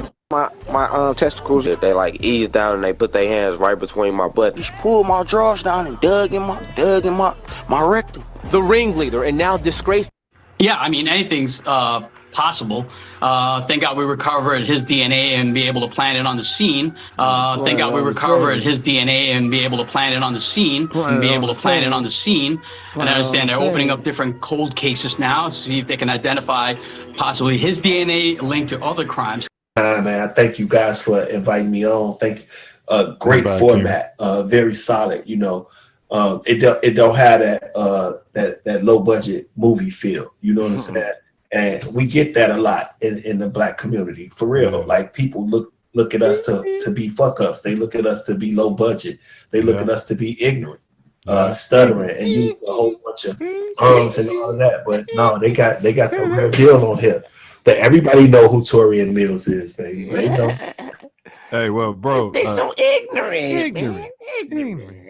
Hey, but this platform's your platform. This platform's my platform. From Inglewood, California to the Chicago, South Shore. Crazy thing about it, This platform is made for you and me. It's made for you. the crazy ordain and establish this Constitution for the United States of America. I was trying to get out the end of the preamble, but go ahead, bro. That's just y'all. It don't stop. So Then vitamins and minerals. It's the Self Luv Show. The Self Luv Show. The Self Luv Show. We do it for our people. We're back with our expansive conversation. You know, expand self-love and ancestor echoes combination. My brother in my movement.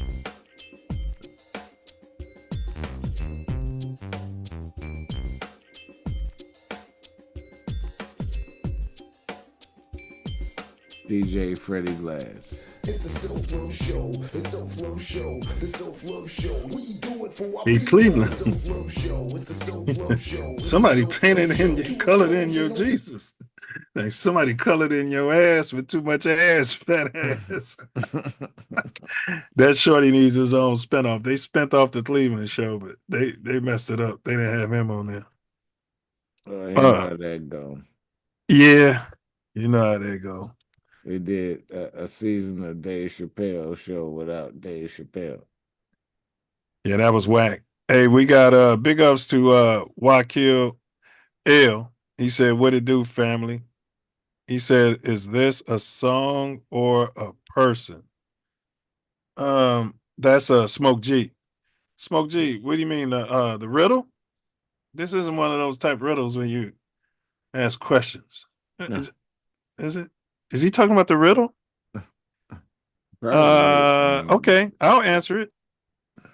Neither would be the answer to that, right, Brother Wordsmith? Well, What do you mean? You solved the riddle? Oh, yeah, you solved it already. And I don't answer questions, so that's fair.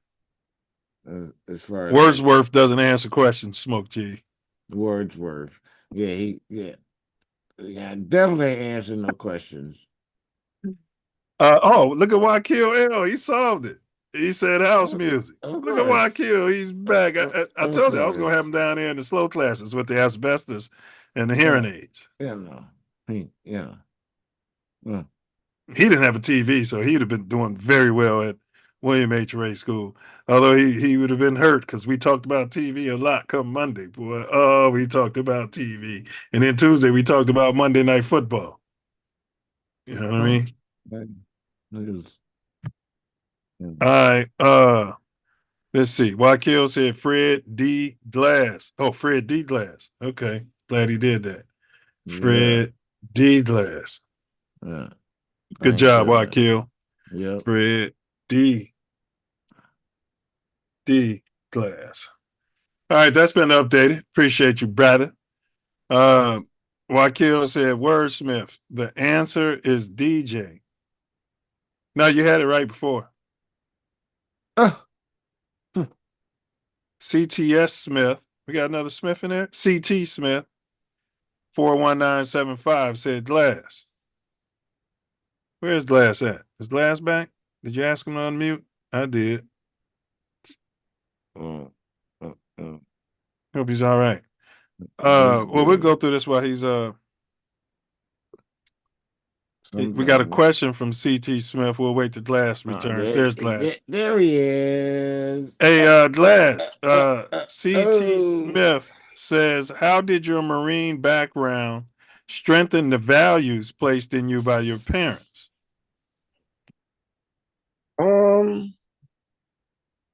Well, I mean, first off, you go into the military, it's got its own ways of raising you up, so discipline to speak. Yeah. The discipline that you get there is just they break you down and they rebuild you.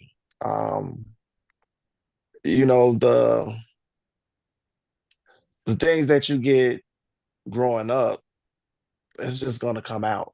And some of the guys that's there, they just get wild, but they came from a wild background, or the Marine Corps made them feel like they was invincible or whatever. For me, I don't know. Were you hearing any of your parents' upbringing and like as you're going through? Because I know Marines basic training is the hardest out of the major armed forces. I heard, because I don't know, but it's the longest, that's for sure. So like as you in those dark times where you're being broken, are you hearing like certain things your mom would tell you, like keep going, baby, like up in your ear, up in your third eye? You know what I'm saying? I don't even know that I heard that. I mean, I think I'm more just concentrated on what they was trying to give me so I can be successful and get up out of there. Yeah. And so I guess in a sense, they encouraged me to do the things that my upbringing had already implanted in me to get it done, So do what you say you're gonna do, don't quit, all that. Yeah. Now,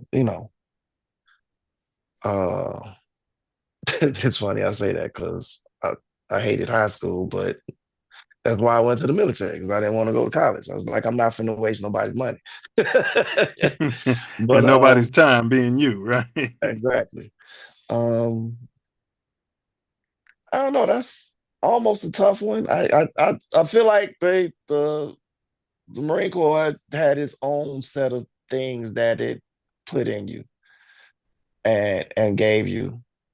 And so with that, it just kind of enhanced what my upbringing gave me. Your drill sergeant, I don't know if you can answer this publicly, but given the opportunity, would you rather shake his hand or Will Smith him?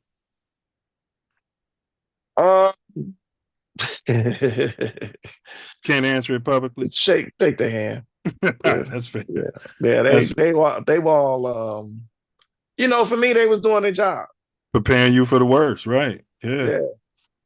And I feel like I understood what they were doing. Everything in boot camp is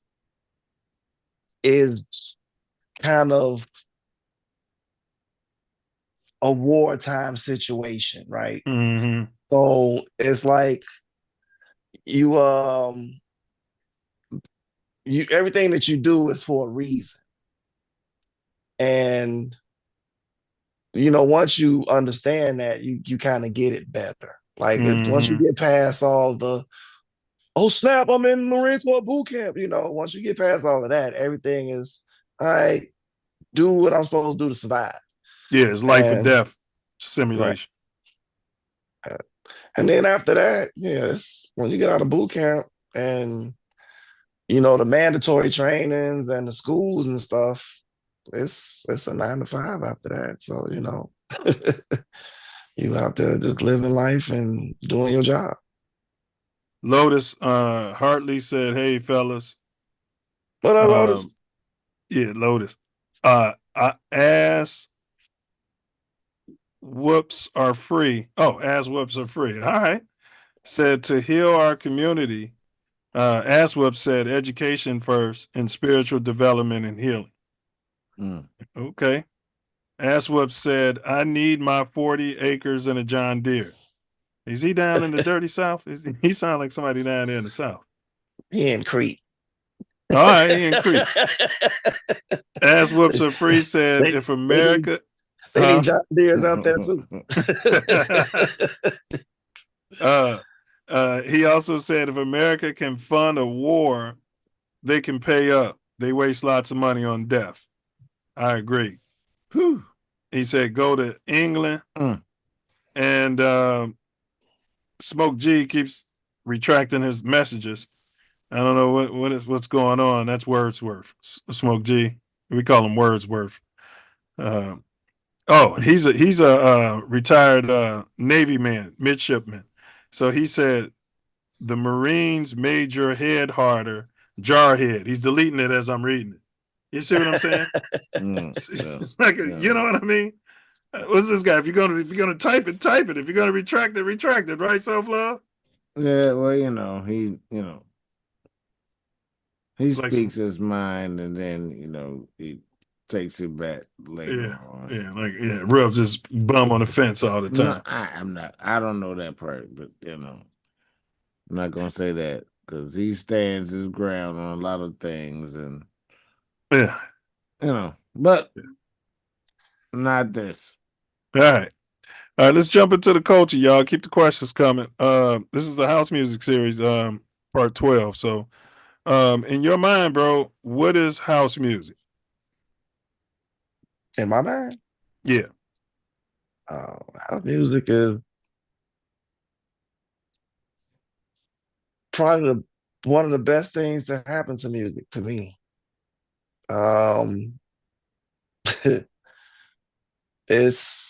House music is a combination of different types of music to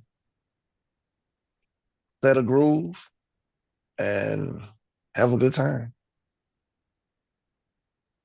It's an art. Oh, my bad. Go ahead.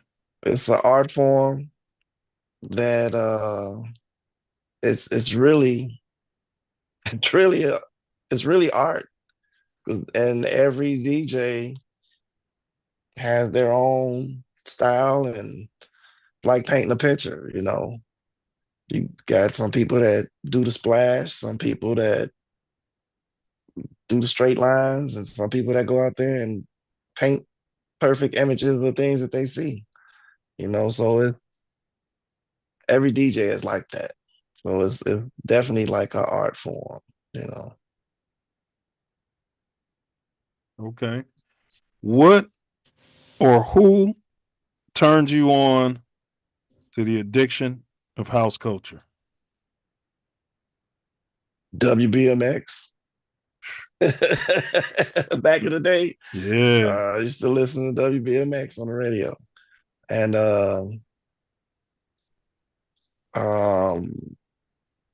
good friend of mine, we was co-workers, Daddy Slideback Brown.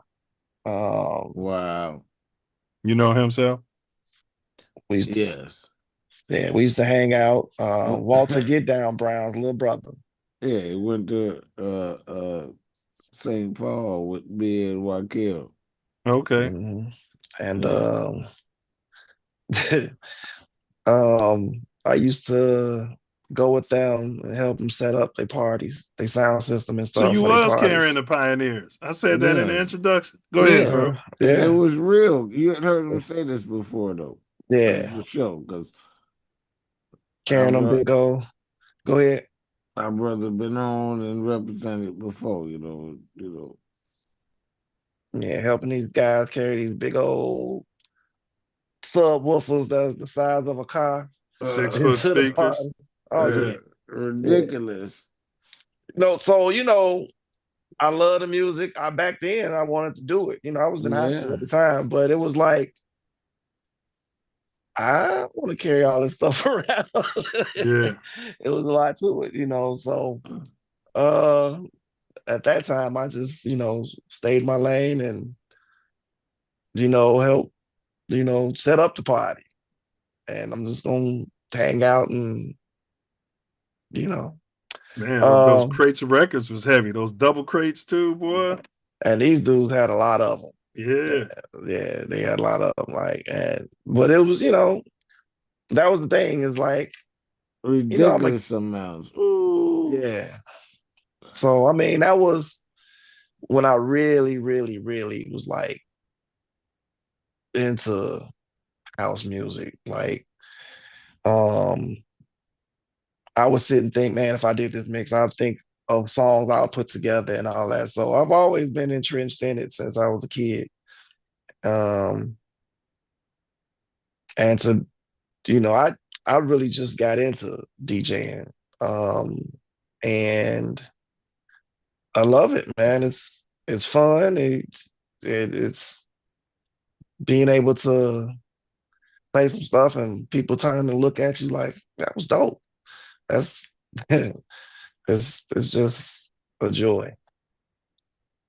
Yeah, and I feel like we wasn't using the right equipment because Silk, Steve Hurley, that's my big cousin. Both my brothers was DJs, man. And I just feel like, how you go to the hotel and they come out with that thing and you can put all the luggage on it. Like, we just didn't have the right equipment to be moving that equipment around, bro. We was just carrying every damn thing. Using our backs, right? Yeah. All you had to do was buy a truck and a dolly and shit. That's it, man. Rent it. All right. Smoke said he was trying to edit. He couldn't figure it out. House music is a global phenomenon. It will never die. That's from Ass Whoops Are Free. Absolutely. I agree, brother. Besides yourself, list your top 3 Chicago DJs current. My top 3? Yeah.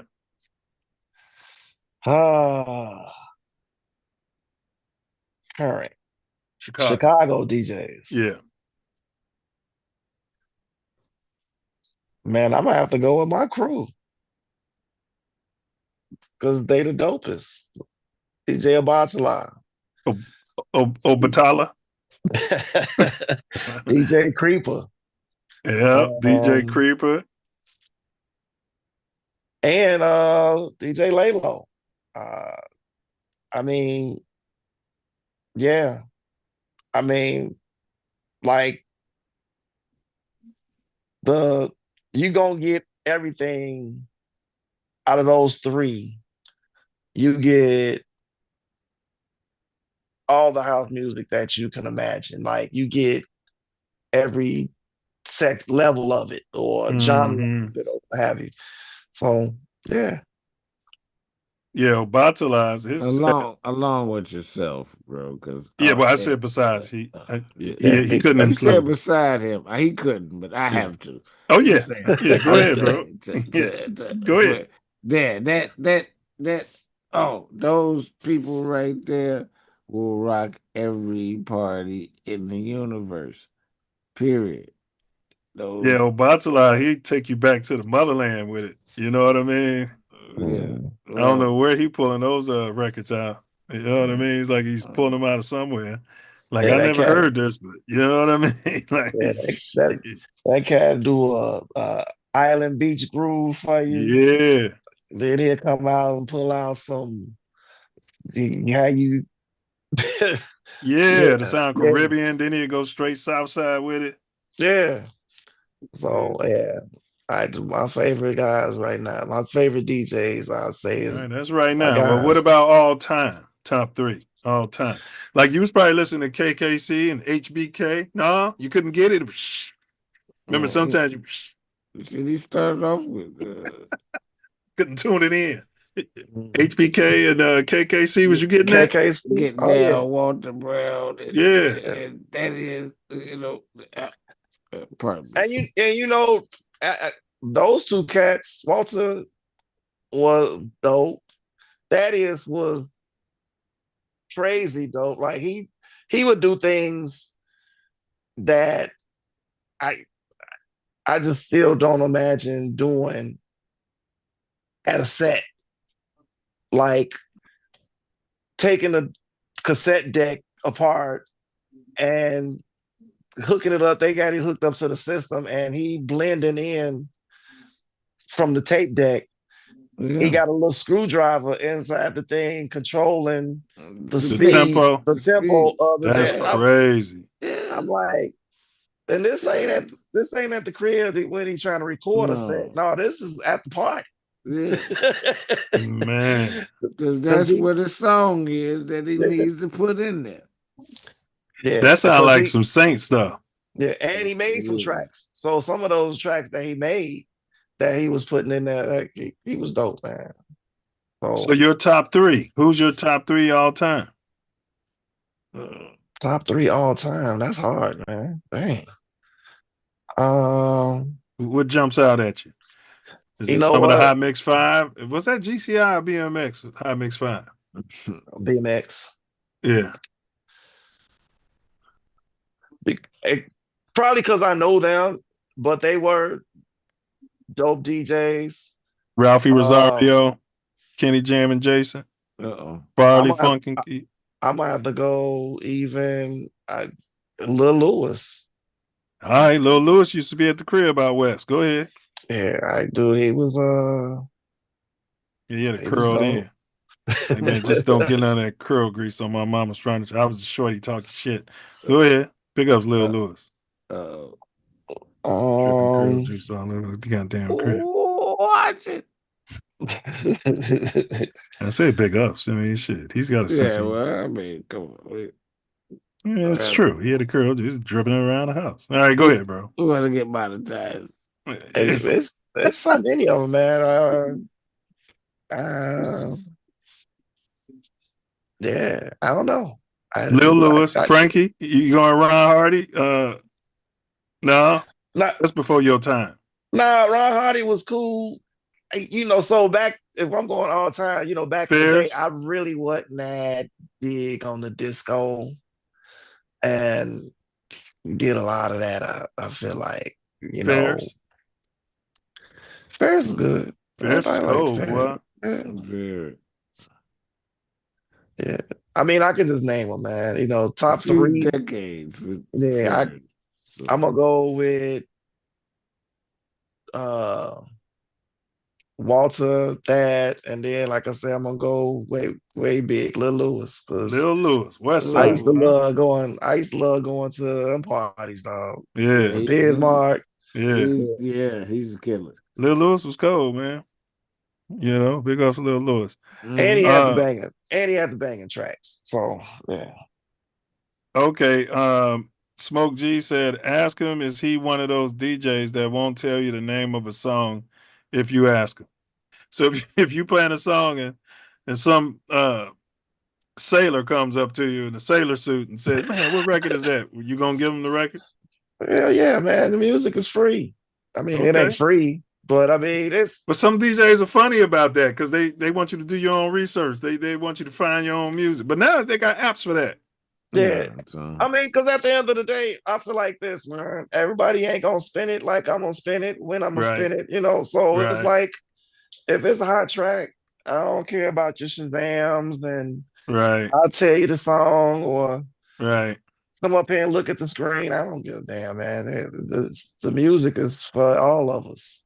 So play that. Beautiful thing. As Whoops Up for Free said, who is Creeper? And then he said, I heard Creeper was a former boxer in the Marines. Is that true? I don't think don't so. know. I don't know actually, but yeah, you never know with Creeper. All right. man, I know he could hoop. All right, Lotus yeah, Hartley said only Dent and gonna play give you football, what's that? and play football. Like a Oh, okay. motherfucker. Running back, he looks like a running back. Kind of with a curl, had a curl, and the helmet was dirty. Confirm that, will you, Creeper? You play running back and you had a curl and your helmet used to be dirty in there. But Hartley said only Dent gonna give you the acid. So that's your thing, Yeah. the acid house. I like the acid tech house. I like that. I like the fast paced stuff. Yeah. I thought she was talking about you were spiking the punch bowl at the at the underground. Got everybody there. Nah, but he have them like woo. Tony Neal, my cousin said, "What up, Nina Ross? What up, little Tony? Appreciate you popping in. Ass whoops are free," said Mickey Mixing Oliver. Yeah, that's what I said. Smoke G 1016 said most DJs in the shy be hating and don't want to tell you a song. I'm not looking on the app for a song when I'm at a party. Yeah, you see what I'm saying? He'll just walk off. You know what I'm saying? You're wasting everybody's time. You know, download the app. No. Yeah, ass whoops are free. Says stop asking and sit your ass down, ninja. Exactly. Step the F and back. Exactly. Exactly. Fuck around with all y'all. Okay. Who is the GOAT? Who is your GOAT? House music. DJ. Greatest of all time, bro. I don't have one. I don't think. You and Smoke G. Smoke G would love that. Go ahead, bro. You don't have one. I don't have one. I mean, because it's too many, man. And you know, you're gonna hear something good, and then you're gonna hear somebody else that's gonna get down. And like, how do you say they the best? Like, different eras, right? Yeah. So it's like I just like the music. So I can't say that as somebody that's better than because I done heard a bunch of dope DJs and like yeah. I can't I don't have a best of all time. Creeper said he had no curl, but he said he played football. Yeah, and he comes off to me like he had a curl. I need to go back into his high school yearbook. Yeah. Yeah, I mean, I could like know a Creeper as my good friend. I didn't know him then, but I could see him with a curl, a drippy wet curl too. I really could, but yeah, if he say he didn't have one, then I believe. Then I know he didn't. Yeah, getting his white jersey dirty. I can very see because the white collar when you hooping and the jersey, the tank top. We used to have our white uniforms. We had guys out there with curl self. Like your uniform's filthy. You know what I mean? The home jersey dirty from the curl juice. Big ups to everybody who had a curl. Smoke G said I had a curl. A juicy curl. Got all on the uniform. Got all in the uniform. Oh yeah. The Marines allowed you to have a curl. No, they cut that off when you got down there, didn't they? Nah, the curl was gone by high school. Yeah, okay. All right. Well, that's fine. That's fine. He probably liked Pierre since he loves acid. Did you like Pierre? He was cool. Mm-hmm. Yeah. That's not his GOAT though. All right. What inspired you? You already covered that. Who taught you how to spin, bro? And what type of equipment did you learn on? So,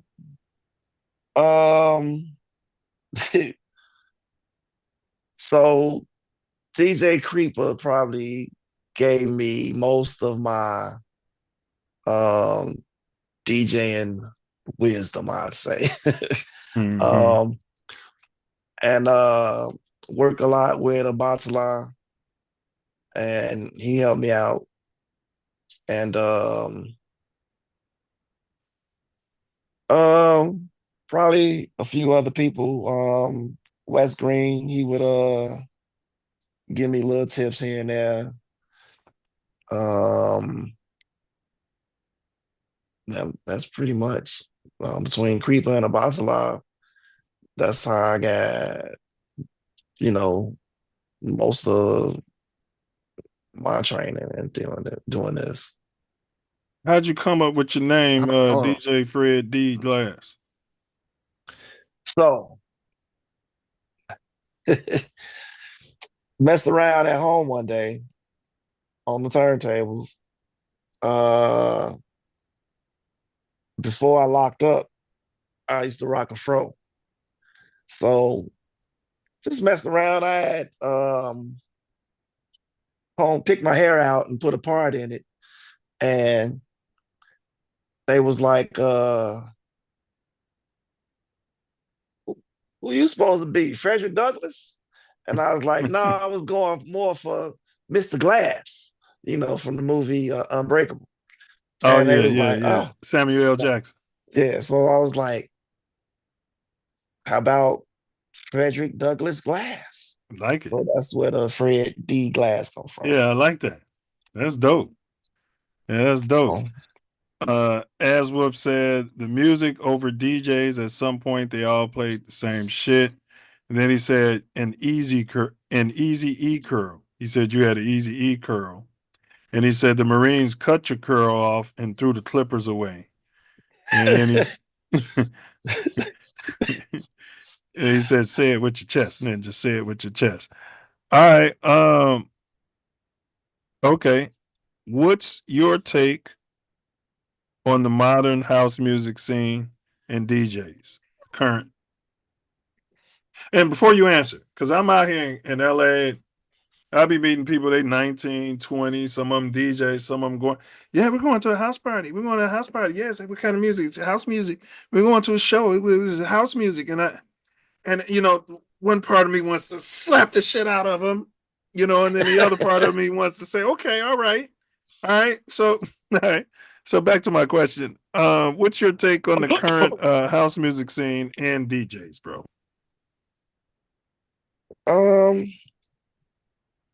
That's kind of a vague question. What you mean?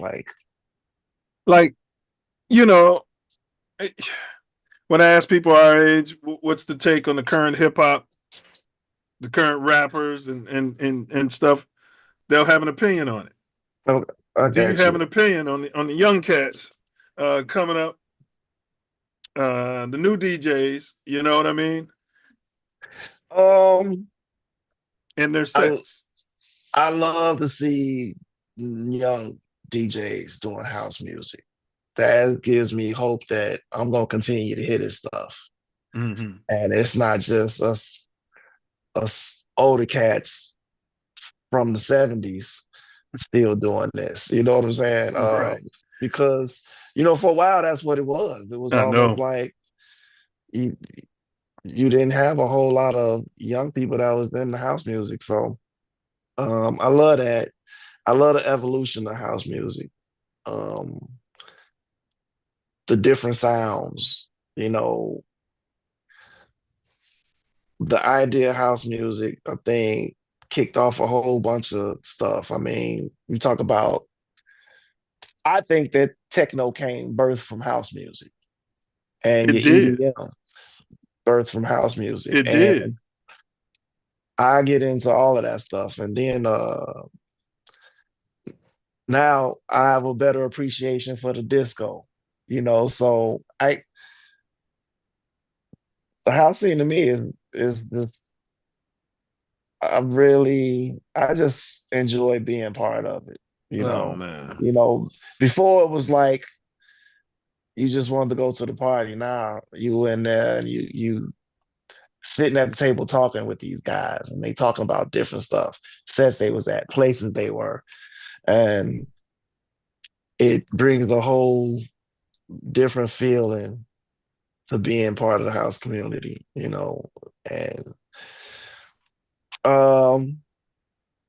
only thing I can say I probably don't like is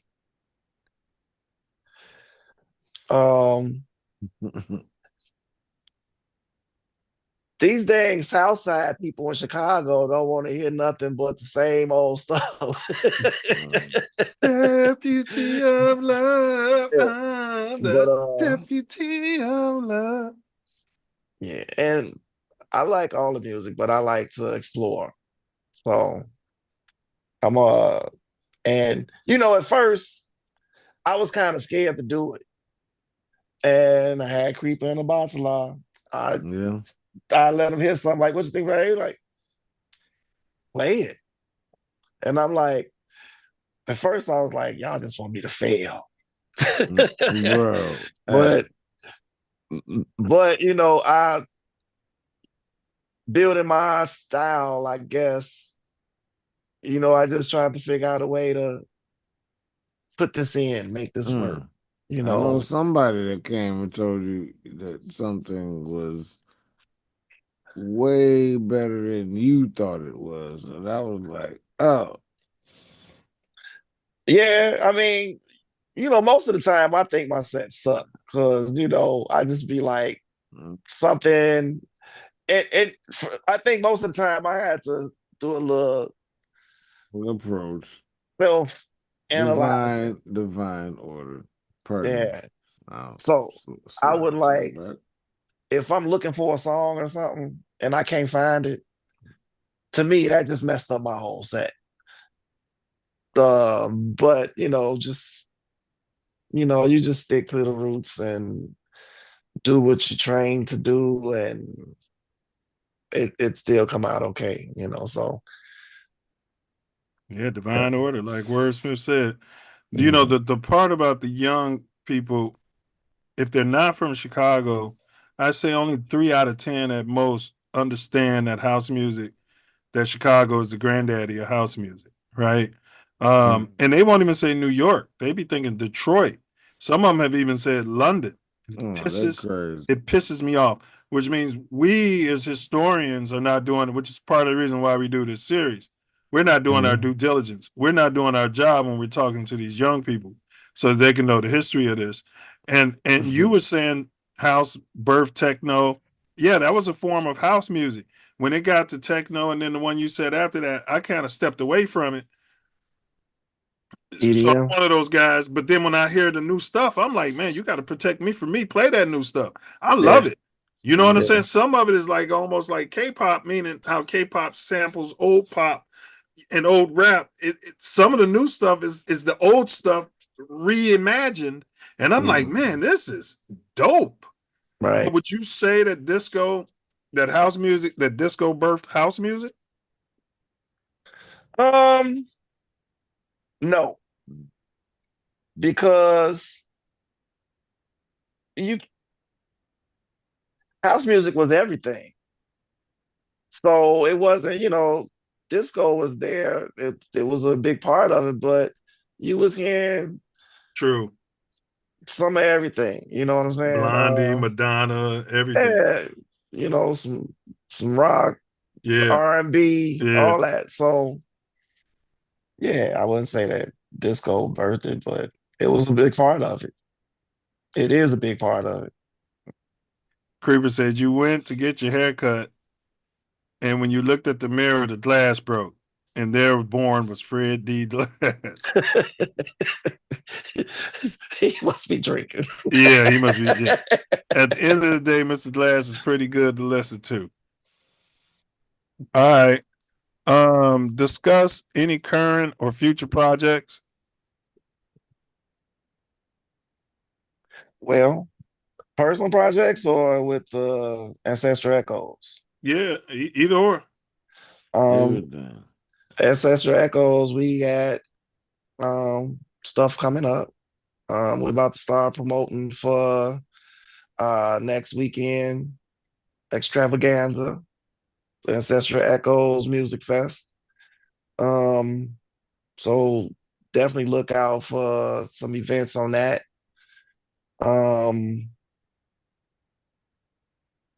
Me, I just kind of pop up. I don't like, every now and then I may holler at my guy up at the Naughty Lux, DJ Kansu. What up? And he'll let me play up there, or We just do little local stuff or whatever. But I don't really have anything going on personally. Well, along those lines, and this is for the Ancestral Echoes family, I had a vision, and I know y'all be doing stuff that's outside of the main event. Man, maybe charter one of those like dinner boats and make it an Ancestral Echoes cruise. And then eventually you'll get enough people on that you can literally do like a carnival cruise because they do cruises for different types of music festivals. You can have an Ancestral Echoes carnival fucking cruise. That would be dope. Wouldn't that be dope? Yeah. It'd be an extravaganza. Yeah. You know what I mean? Amazing experience. And give our people a reason to come out and wear all white and put those fans, do those fans on the boat. No, Give us a reason. You know what I mean? Put the fans away. Yeah, I don't. It's not my thing, but hey, it seems to be people who look like me and sound like me. They're doing it, so it seems like the thing to do. Let's see here. All right. Ace T Wash, big ups. He said there was a lot of foreign cuts that were part of house, like Euro tracks, Trans, Euro, Express, Trans, Euro. That's before your time, Fred D. Glass. No, I remember that. I remember that. No, it wasn't. Yeah. All that. They didn't know the thing, but he's Generation X, so he's 70, so yeah, he knows this shit. Yeah, he's heard it. And then that's correct, 100% 9 milli. It's a growth from old to repeat and repeat. All right. Anything else you wanted to discuss? We get to the esoteric questions and then a 1 minute game and you out of here. So anything else you wanted to discuss about anything we talked about the culture, about house music, anything like that? No, man, I'm good. I'm just happy to be here. All right. Well then, yeah, we happy you're here. Yeah, good point, brother Wordsmith. Yeah. Okay. All right. These are the esoteric questions, my brother. So now we're gonna put you on the Self Love Show time machine. Oh. Okay. So imagine you're you're 8 years old. It's actually your 9th birthday. You're sitting at the dining room table. There's a pantry. Where back in the day, that's where the people who look like you and me used to have to hang out. And when the Jewish people lived in those same 2 flats. And you're back there in that dining room, sitting at the dining room table. It's your family's place. There's chicken sitting on the stove there. You know what I mean? There's soda pop, pop all over there. And there's a cake. That feels like though. I'm sorry. I don't. What's that? Say it with your chest. What are you saying? I'm saying I don't know what that feels like. I'm sorry. All right. So now you're sitting there, brother, and there's a cake right there, and it's got 9 candles on it. Okay, they're all lit. And then your big mama say, Dempsey, baby, you make a wish and blow out the candles, right? You sat there and you think, and you literally say, you know what? I wish to see my, however old you are now, right? If you're 50, I wish to see my 50-year-old self right now and come back and give me some advice, right? So then you blow out the candles. Instant in time, everybody's frozen around you. It's like some aliens showed up. They're all frozen in suspended animation. You're pulled from right here, back there, and you're right in front of your 9-year-old self with advice. What would you say to your 9-year-old self when you get back to that table?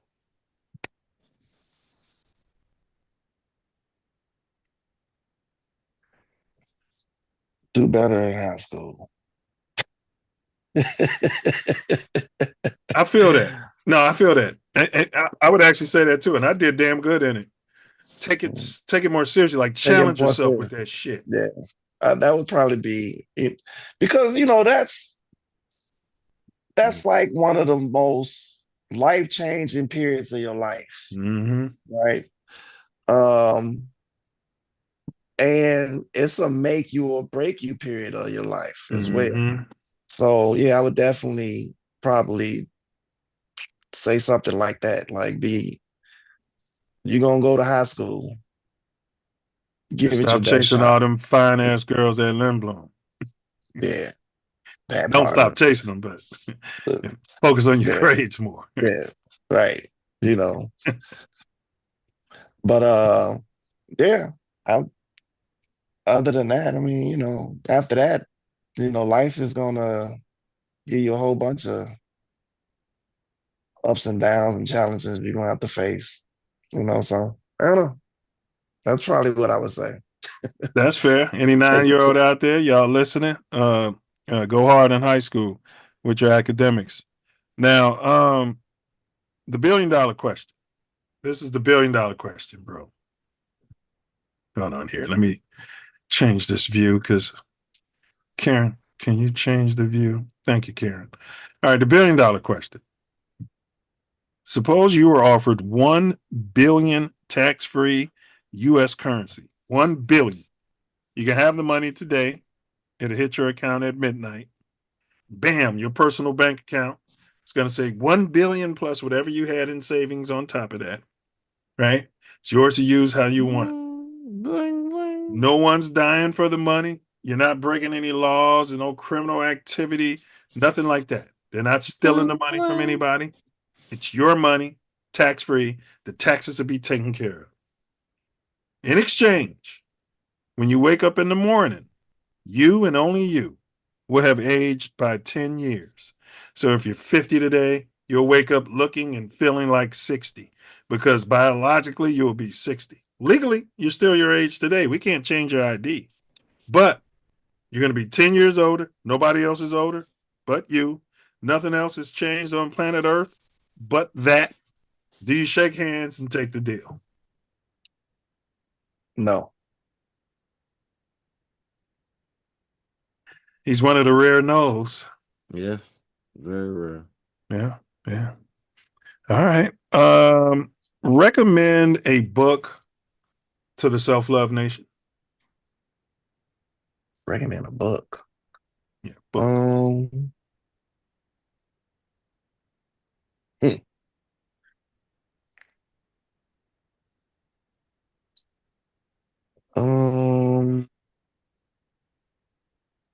I haven't been well read in a while. I got a fun book that I read that I have. It's called The Biggest Secret by David Ikes. Oh. Okay, yeah. Did that recently come out? Nah, it came out in the 90s. Okay. And it's I don't know if to call it entertaining. But I mean, he says some stuff in there that really get the sprockets turning. You'd be like, whoa. Definitely controversial. Talking about the lizard people and all of that. Yeah. He talk about the lizard people. He talk about the theories of aliens existed here with us. How the story of Jesus is a fairy tale. Like, he go all over the place with it. But it's crazy that a lot of the information that he put in there with these things is like, he'd be like, huh, if he full of shit, he sure do know how to build a story. And I just found the book kind of interesting. But one, he had a quote in there at the beginning of the book, and I want to say it's like on in the acknowledgments or something. And it said, anything that happens in government, nothing that happens in government is happenstance. Everything is planned. And at the time when I read the book, it was some stuff happening, and I was kind of looking at the way certain just events had taken place, and I was like, wow, that makes sense. like all these elections and who's there and the way they moved and all that. It's like, Yeah. yeah. Yeah, it's orchestrated. Yeah. How did you come across that book? Somebody else that told me about it. Like a friend? Yeah, and they let me check. They had it. Let me check it out, and I eventually bought my own. Okay. And that's called The Biggest Secret by David Icke. Recommend a copper colored owned restaurant. It could be anywhere in the planet. You've been around the world as a Marine. Black owned, copper owned restaurant. Recommend one.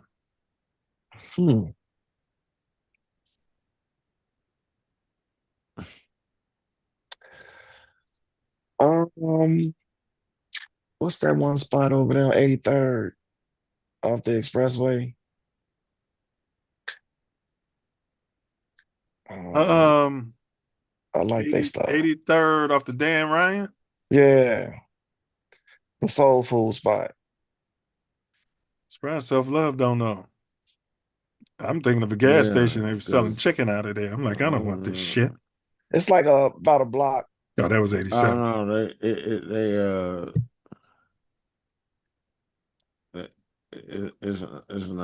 it's not there no more. It's not. They closed. Yeah, it was because the dude and the wife broke up or something like that, yeah, right? it's a family. Oh, that'll do it. So they had to close, and yeah. And then they had like some little fast food like joints because they had one out this way. They had a few other places that were, Was it Ooh Wee restaurant? Ooh Wee. Yeah. That's the power of Google. I can get this answer all the way from California in a matter of seconds. Yeah, it's no longer there, but that boy was, it was good. You got another one? Harold's Chicken. Hey, can't go wrong with Harold's. Hey, if anybody out here in Cali, there's a good one in Culver City at the mall. It's real good. It's comparable to the ones in Chicago. The people from the Hundreds too. All right. They from the Hundreds. The bread don't taste the same though. It's dry and ain't moist. Of course it ain't, but they doing the best they can. Yeah, they doing the best they can. All right.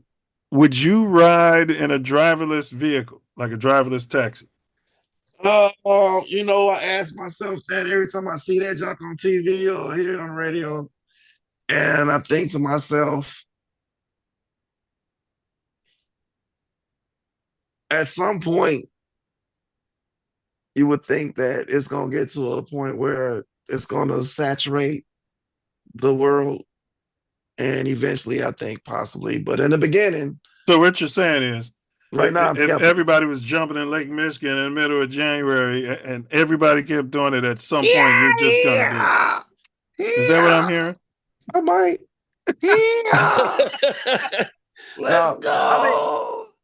I mean, like, I like to drive. You know what I'm saying? So it's like, to get a driverless vehicle is like, yeah. It's all over here, man. You could be riding around in LA, man. You could be riding around, rolling up your weed, drinking, going to and fro, Yeah.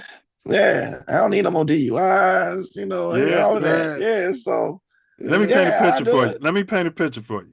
You're on 73rd and State Street in one of those driverless vehicles. Pookie and Ray Ray stand in front of the car. The driverless vehicle ain't gonna run them over. The driverless vehicle don't know Pookie and Ray Ray is a danger. They just see a human being, and we can't do harm to a human being. Pookie, Ray Ray, and all his homeboys now surround the car, and they pistol whip you, and you're sitting there in the driverless vehicle because you're not able to spin off, run over Pookie and Ray Ray. Just throwing that out there, the vulnerability of it all.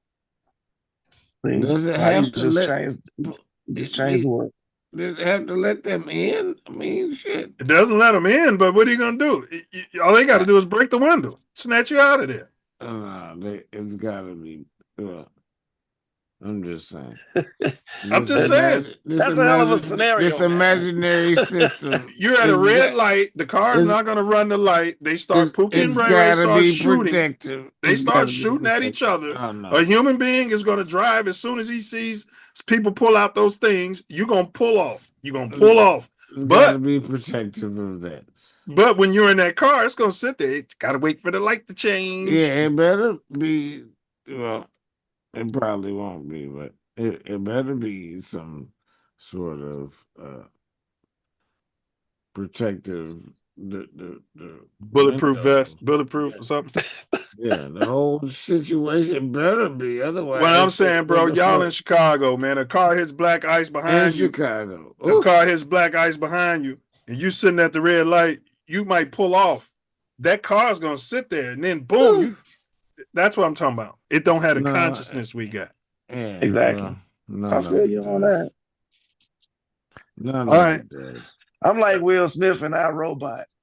When all the self-driving cars and all that stuff, I'm gonna go hit the garage and get my old school. Hey, they talking about in the Olympics here, man. They rolling out the self-driving taxis, flying taxis. Flying taxis. Flying taxis, bro. Now, how they gonna control that? AI? That's I mean, like, you gotta have a whole new to do this. How do you control traffic above traffic? My thing is, it should be easier, actually. Well, until it falls out and I'm below it. I don't want those things above my head. I don't want those things flying above my head. No. I don't want the Amazon drones flying all over the place doing deliveries. They will fail and they will fall down and start killing people. I'm not talking about the drones. I'm talking about people on different layers. Not the AI. Yeah, but they talking about rolling out AI. An accident on the street can be horrific. Correct. An accident in the air. Correct. They probably most likely gonna die. And whatever they fall on is going to be destroyed. Correct. And dead. So, I don't know. I think about the whole flying vehicle thing, and I ain't too. So you're okay with sold on it? You're okay with the AI cars on the ground, just not the flying cars. AI. I think the AI cars got a place, but you just put up some great points. I guess if I'm in the AI car, I got to make sure I'm strapped. Got that toolie on you, yeah. Yeah. Like when the internet started, nobody knew it was going to be weirdos and creeps on it. It was supposed to be for an exchange of information and happy land. Now we got a dark web. It's a matter of time before the criminals are like, we can just stand in front of that car and snatch them out of there. No, that's what they said to everybody. It was always the whole thing, the whole creep and all that shit already before. That was the whole purpose. They just told the people that it was the Happy Joy Land. Yeah, it's going to benefit mankind and all that. They was already manipulating the system. The dark web was already there. Shit, before the web ever with us. And then they called it the web. But the dark web was our World Wide Web and Windows. Is there a God? Oh, that's a question to me? Yeah. Yeah. It's our show, so we know this answer already between us. I believe there's a higher power. Okay. Yeah. Something had to get all of this going. All right. Have you ever, and these are yes or no questions, have you ever seen anything supernatural? Ghost, aliens, No. Okay. Have you ever seen a UFO? I don't think so. What does that mean, Self? I mean, I'm not sure. If you saw something, you're not sure of what it was. That means, and it goes to me. It goes back to the question before. And just wasn't quite sure, but yeah. So even with that, like you're looking up in the sky and you see this light moving across, and you be like, okay, that's probably an airplane, and then that mug would do a 90-degree turn. Oh yeah, that's at not the same airplane. speed. You know what I'm saying? So you've seen that? I've seen that. Okay, that's an unidentified flying object. Yeah. But we've been taught that the our craft technology can do is not what you just described. Now, Brother Wordsmith's going to say they're 5,000 years ahead of us in the tech that they released to us. So not 5,000, but definitely. They got fancy magic tech. No, you know what I mean? But that's real though.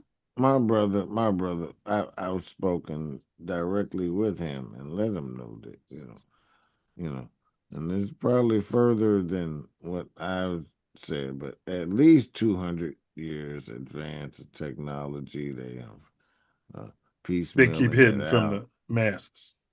They piecemeal it out, and it's like magic. And whatever the case might be, it's still a UFO as we know it today. I mean, that's the only definition that we have for it. But I mean, absolutely, a lot of it is technology that has been procured and used exclusively by different fractions upon this plane that we exist on. All right. Okay. Did man walk on the moon at any time in human history? It's a yes or no question.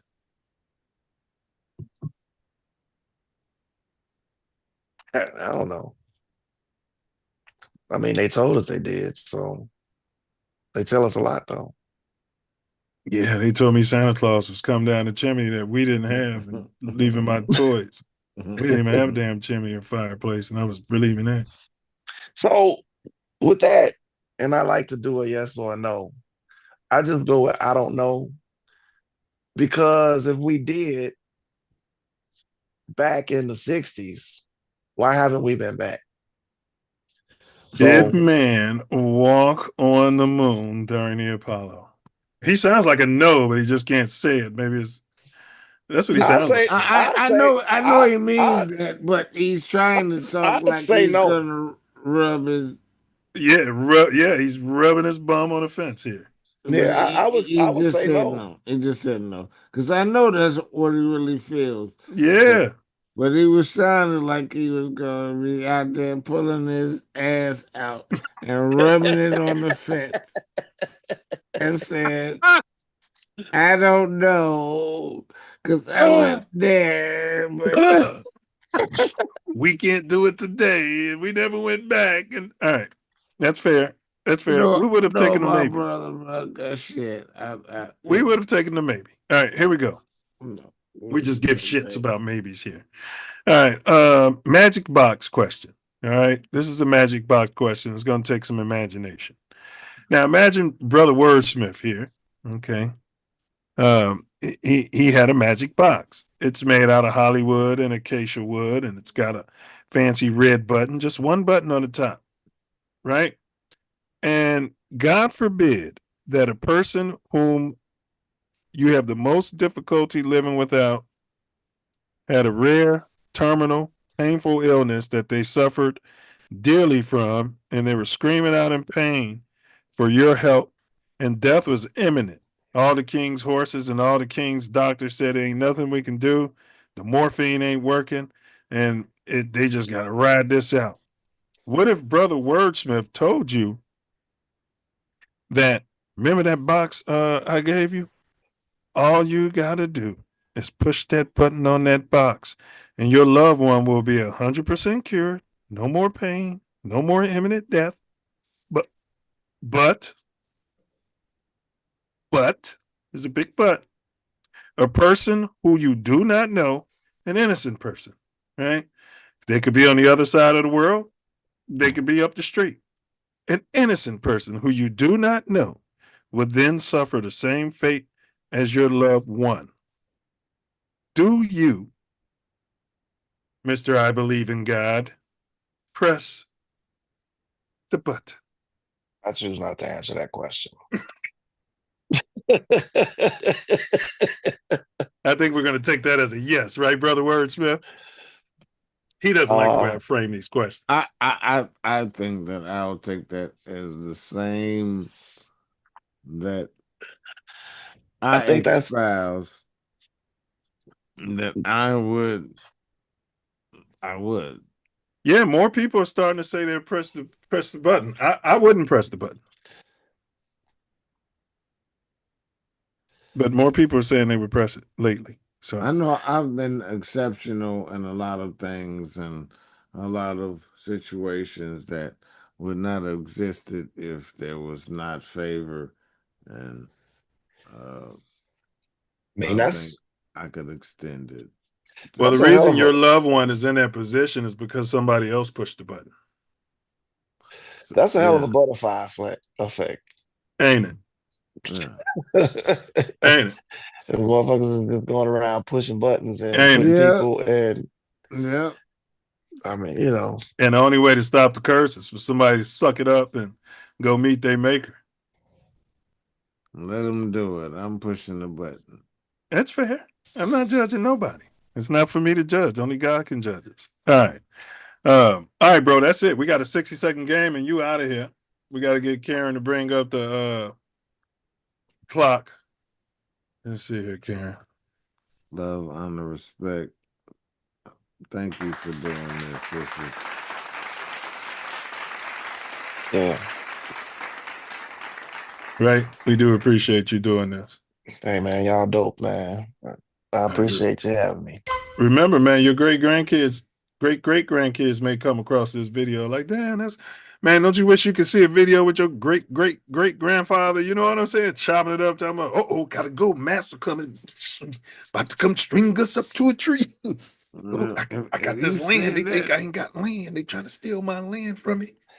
Or you find out, or you found out they got some footage of him and he was the house Negro. You'd be like, what? Hey, but see, they mischaracterized the house Negro, bro. Yeah. Most house Negroes was good people. They was the ones bringing that leftover food that master was telling them to throw it out over to the field, and they was feeding the people. They was in there cajole. I'm talking about the good house Negro. They was cajoling master's brain and saying, hey, don't put Dempsey up on that tree. Give him another chance, boss, because us going boss, and Dempsey's a good boss and boss. You know what I'm saying? You know it was some good ones, but you know it was some dirty ones too. I would ones that imagine. was out for self. That's just human nature. But that's Hollywood's depiction of them, man. Yeah, man. Well, That's yeah, the whole situation. Now you got stepping fletchings, but the house Negro, man, it was. I know Malcolm called it the house Negro and the field Negro, but I think Malcolm might have been wrong on this, and I'm a big Malcolm guy. Well, you know, Hollywood gotta have its controversy. I mean, that's gonna bring the viewership and get the people talking. Yeah, they always want to make it look like it was our fault and we were suffering in slavery. So some BS. Yeah, we focus on the house Negro instead of the owner of that house that was probably beating the shit out of the house Negro. Yeah, right. Every other day. And threatening his family. Well, it's your show, my bro. Yeah, it's so your you show. Know how we love and how it go. Man, thank you so much. Man. Hold on, we got to play the game, man. What No. I was not ending anything. Okay. It sounded like you was wrapping it up. Oh, no. Pardon me. No, go ahead, bro. My bad. I didn't mean to cut you off. No, I was pretty much done. All right. All right, here's the game. The game is called, these are the rules and regulations. It's called the Self Luv Arc. All right. You know Noah's Ark? He had a pair of two things, bro. All right. So you got 60 seconds to get through these pairs. So we're going to give you art. Yep, like an arc. You could pass 2 times, right? If you pass more than 2 times, that's a fail. You lose the game. Womp. Right. It's a womp. Self Love's going to give you a womp, and the game is over. So stick to your... know what this means. Okay, but you want to choose one. So I might say Newports or Black and Milds. You know what I mean? And you just want to choose the one that you like the most, and then or you could pass. All right? Got any questions? Okay. Nah, let's go. All right, we rolling. All right, we got the U.S. Marine Corps in here on Veterans Day. Let's see what he do.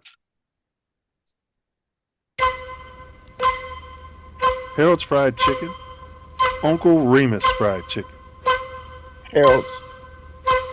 Italian Fiesta on 71st and what's that, Bennett? Or Giordano's Pizza? Italian Fiesta. My man. Walter Payton or Barry Sanders? Walter Payton.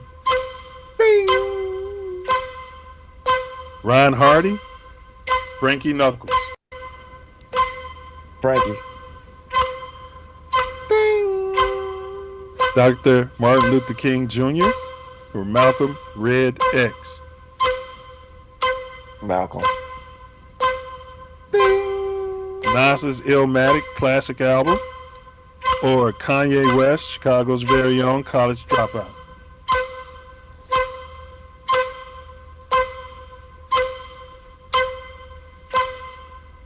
Nas's classic Illmatic or College Dropout? College Dropout. Common off the 7. Common or Twister? Common. Anarchy or Tyranny? It's tough for a Marine. Anarchy or Tyranny? I'll have to go with the Tyranny. All right, the Oathbreaker. We're talking about the oath-breaking 12 who puts his knee on a grown man's neck for over 9 minutes, breaking his oath to serve and protect, or the carjacking Pookie and Ray Ray. You're just trying to go to the ATM and put some gas in your car, and then they jump in and take all your money and drive off, pistol whip you. The latter. All right, we're going with carjacking Pookie. All right, the Notorious B.I.G. Baby Baby or Tupac Shakur? The fuck your wife? Fuck. All right, Michael Jeffrey Jordan or LeBron James? Michael Jordan, man, come on. Soul food or Chinese food?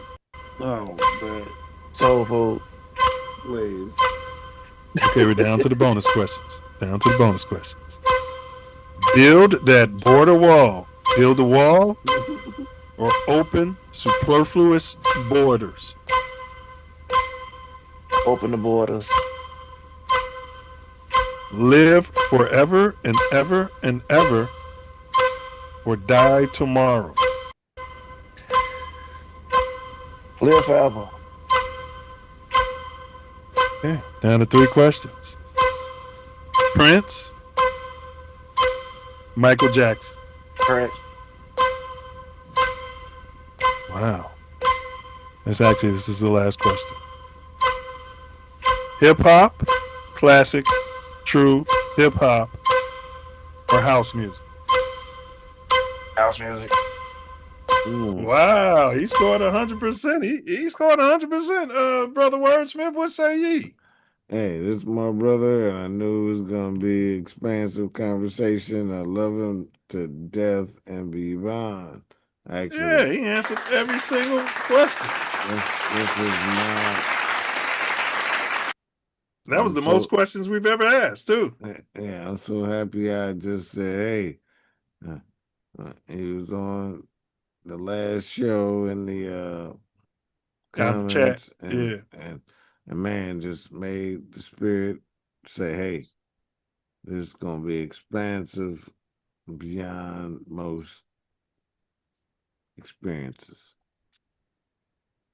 So, Yes, Soul sir. Queen. As Whoop said, yeah, driverless taxi, take me to my job interview. The taxi said, oh, you're going to be late, sir. If you smoke weed in the driverless taxi, it's going to take you to the police station. Wow. Flying taxis are from Africa already. Hell yeah, we walked on that moon and we planted the flag. It was on TV. Duh. Huh? I think he's being sarcastic. Oh, okay. I'm sorry. He planted the flag. Duh. Yeah. Duh. It was right after the other, Yeah. Mm, And we only planted that little flag too. I saw the wires when the dude couldn't get up and fell down on the movie. The wires stopped that. He was like, "Oh shit." No, her time is up. Let's not ruin lives. He said he wouldn't push the button, brother Wordsmith.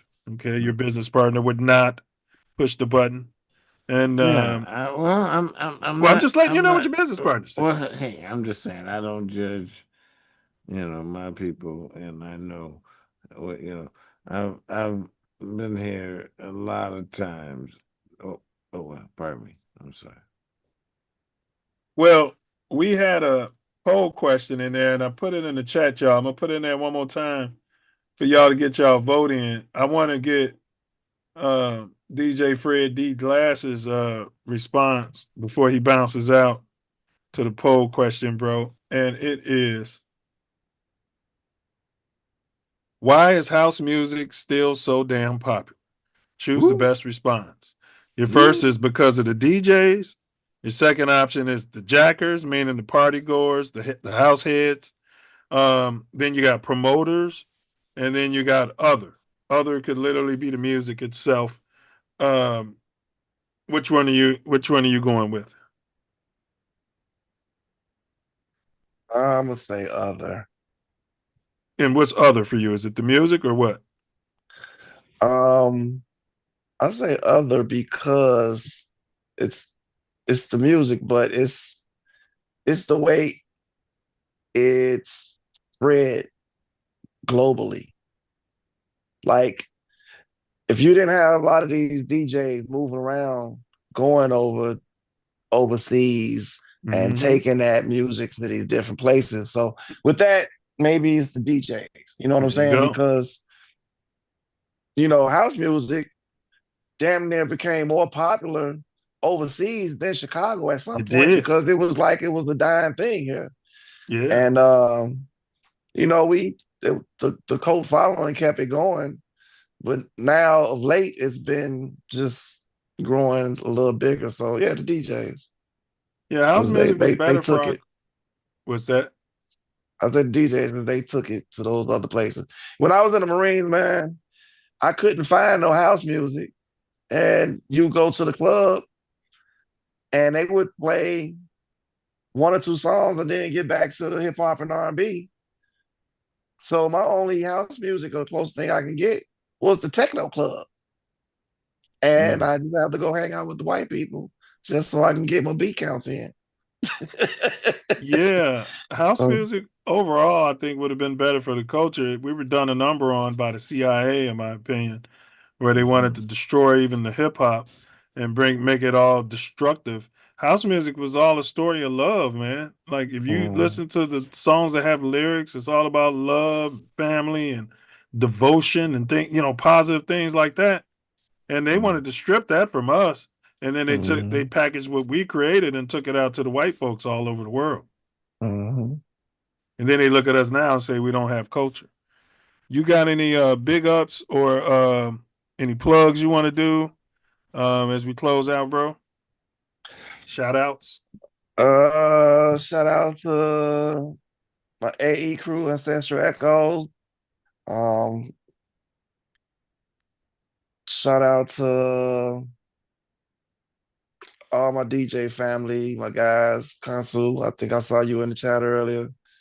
And shout out to you guys, man. Because y'all do this every week, and this is dope. Appreciate you, bro. Appreciate you doing this, man. You've left a legacy. You know what I'm saying? Time ain't long for all of us. None of us gonna be here forever. You know what I mean? And your voice will echo on. Your loved ones will have some place to dial back into, and they're gonna get everything from the horse's mouth. Let's see. Ass Whoop for Free said DJs and other music is worldwide in Chicago, and nobody owns house music. Yeah, he is drinking. But you're right, nobody owns house music. It is international. I'm just saying we're the granddaddy of it all. That's all. Ground zero. Founder, where it was exposed to the universe in this plane that we exist in right now. The simulation where they put the first input for it to exist. So if they're talking about taking a Nobel Prize away from the scientist who was claiming that the universe is expanding faster and faster. I think they're proving that that was all a crock of shit. Yeah, they probably should, because Yeah. it's a simulation. It's not expanding at all this hundreds of thousands of miles. Hey, appreciate the kind words, Dempsey. You got any words for him? Wordsmith, as his brother bounces. We don't want to take more of his time. Love, honor, respect. You know how I love, honor, and respect you, my brother. You are part of our expansion upon this plane, and this whole game that we are living in, we are winning. And Yes, sir. you and me are both a part of it. So I love you, brother. So just know that. And Yeah, is he in the give back game? no, he is the give back game. Yeah, welcome to the give back game, bro. Appreciate it, man. Hey, peace and blessings. Same to you, brother. I love you, man.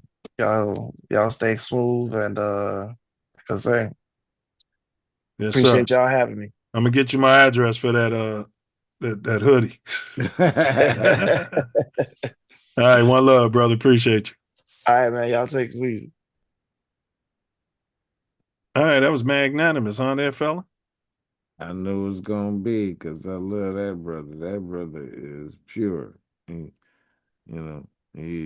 100% himself. Yeah, he's got a lot of esoteric knowledge too. Maybe next time we'll have him give a presentation on something, because he knew a lot of the stuff we was talking about. Oh yeah. He's part of the orders of different organizations and things of that such. So Yeah, where they study that kind of stuff. yeah. Yeah, he's just went to the Water Buffalo, the big annual Water Buffalo meeting, and saw the Grand Poobah. Grand Poobah. Wabba wabba wabba wabba wah. All right, the views expressed in the podcast are those of the hosts and guests and are not necessarily reflective of TATN or any Not affiliate. at all, especially the nonsense that we present, and that's saying everybody thinks it's nonsense. Yeah, might be true, but it's nonsense. Oh right? yeah. Once they hear it from everybody else, hey man, Avi Loeb, and they're arguing with me on Great Debate TV. Avi Loeb, a Harvard scientist, he went in on your boy Neil deGrasse Tyson. They Said he's a should go shill. in on it. He said he's not a scientist. He Hold said he on. hasn't written a paper in 30 years. Hold He said on. all he does is sit there and talk about what other people do. He sit there and say 3I Atlas is a comet. He hasn't done any science on it. He'll come out there and say, without a doubt, this is a comet. And he said it's based on nothing. But go ahead, fella. Didn't we do a whole show on? Yes. Well, not even a whole show, but definitely a portion of a couple of shows on the nonsense that the man spews. Yes. Yeah. Doesn't do any research. He's a shield that's been put out there that is pompous. But he won't debate anybody. He won't debate any scientists. Why would he? And he gives word salads. Yeah, Avi Loeb is on his ass. A lot of nonsense. Yeah. Yeah, he's on his ass. He's basically saying, like, what makes him we were saying the same thing. Yeah, when he completely follows the narrative that the time. Yeah. Completely follows the narrative. And he's saying that's not what science is. Science is about expansion. How did we get here? If people weren't thinking outside the box, Self, they were telling us that the sun revolved around the earth. It's been a bunch of nonsense. Yeah. And I would believe something from a whole long time ago to anything anybody says now. I promise you. How much would you pay to slap the shit out of Neil deGrasse if I could put together a GoFundMe and you could slap the shit out of him right here on this show? How much do you think that would be worth to Neil deGrasse Tyson? For charity? Yeah, for charity or maybe for his fat ass. I think I could raise a few million. I really could. And Oh, Self will knock him out too, people. I'm telling you, with one slap, he would have that guy unconscious. The guy would see his maker. He'd come back believing in God. He'd be half dead. It would be worth your penny. We should do that. I'm going to slap the shit out of Neil deGrasse Tyson. We raise as much money possible. Maybe we'll set it grand. He'll take it. He's a paid shield. No, he won't take it. He'll never Won't take 50 grand. No, he's been paid so much. He's millions. He's not gonna take getting slapped or any type of abuse. We'll do it on his show. He'll get all the views. No, he won't. Nope. All right. All right, we digress. As we wrap up Chi-Town House Music Series Volume 12, the echoes of Chicago's dance floors remind us why this great city remains the heartbeat of not only house, but of America. The warehouse may be history, but its spirit lives on, and it's every kick drum and every crowd that moves as one, at every music festival, at Ancestral Echoes, Glamping House Music Fest. Look it up. DJ Fred D. Glass has carried us through that lineage tonight, bridging past and present, honoring the pioneers while carving out his own path forward and giving all due respect to the new ones coming up, continuing the music. His set is proof that house music is not just a genre, but a living, breathing tradition, constantly evolving, yet forever rooted in community. Thank you for joining us on this journey. Until the next volume, keep the groove alive, keep the faith in the music, and remember, in Chicago, the house never sleeps. Stay curious, stay informed, stay aware, stay engaged, and most importantly, stay true to self. Love yourself and others around you deeply. Remember, ask not what our culture can do for you, but what you can do for our culture. Silence is violence, and continue to question everything while not answering questions. The Self Love Show ain't Kansas, Toto. Peer down those rabbit holes. Do your own research, but use caution and discernment, because sometimes when you stare into the abyss, well, yeah, right back at you. The abyss will stare right back at you. Peace, self-love, honor, and respect. All right, the riddle's been solved. There's no need to belabor that.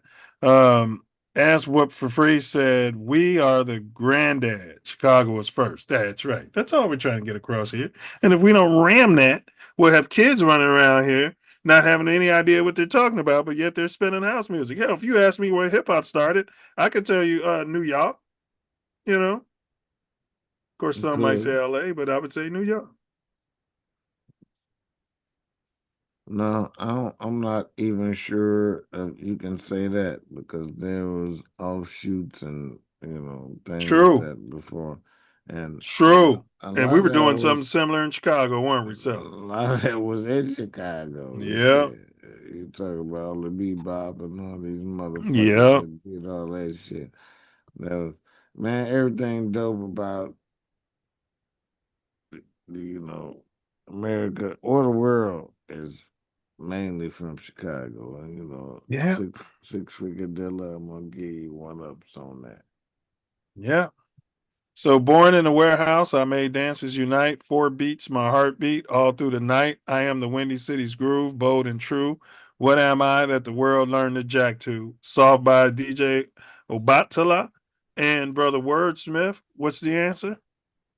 It's house music. That's right. Chicago house music. Damn right. Home of it all. Okay. All right, we'll let you know what we on next week on the Self Love Show. hopefully we can get another great guest in here like we did here today. But we'll let you know. Otherwise, we have some edutainment lined up for you. God willing, we'll be here. That's going to be the 18th, sorry. And then Sunday, Spolly Tricks. If you want to come on here and talk about nails, he had the orange. Our quarterback, I was looking at his nails. They were orange, and he had the pink earrings in. So he had the pink earrings in. Balled his ass out. I've told you, like I said before. I know you don't care. Like, He can come out there in a skirt and a thong as long as he's winning. You're okay with it. Yeah, I mean, I'm gonna deal with it. I'm gonna be upset because the son bitch is doing all this shit. He can go over there and like, shake his ass with the honey bears, and you're gonna watch it. No, I'm not gonna watch it, but he's gonna do it whether I want to watch it or not.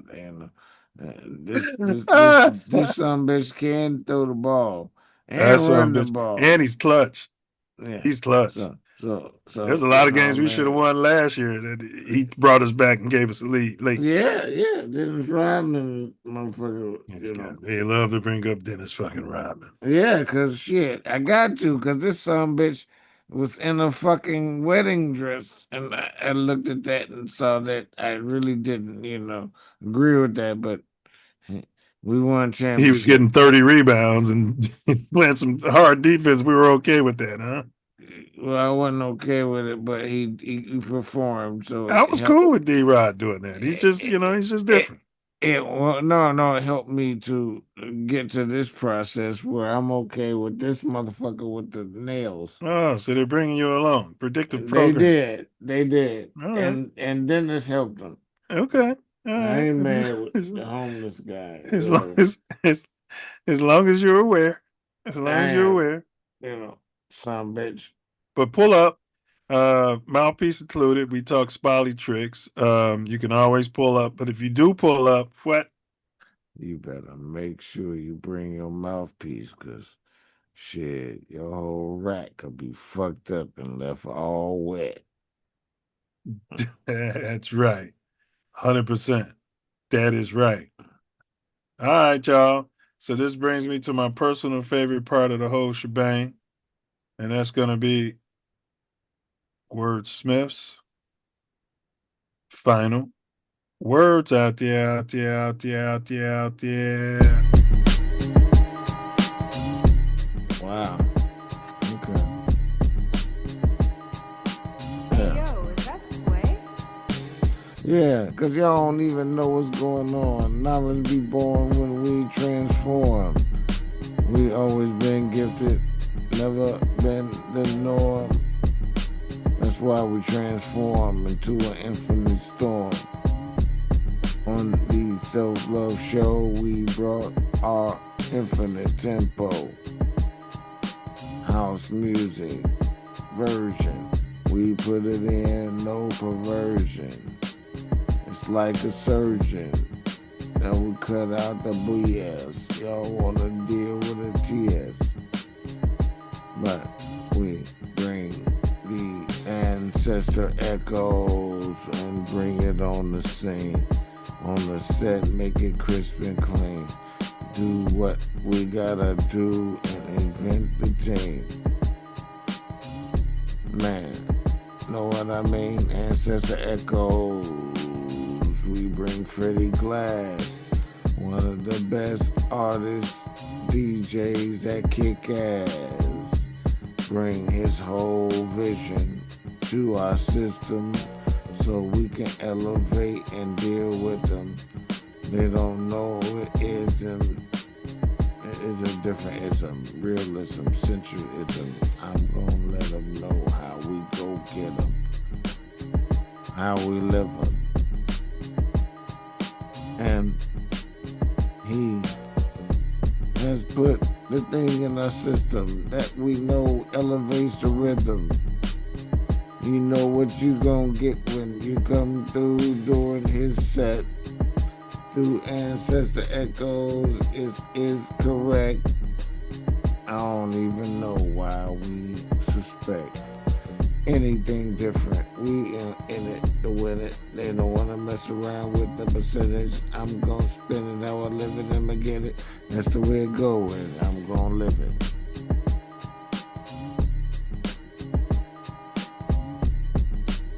It's a hip hop set, but house music is very well connected.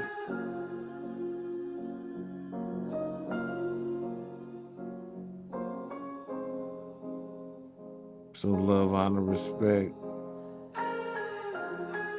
Man, thank you so much. Freddie Glass, all due respect. Words. Words. Put them on the glass. Woo, woo, woo, woo.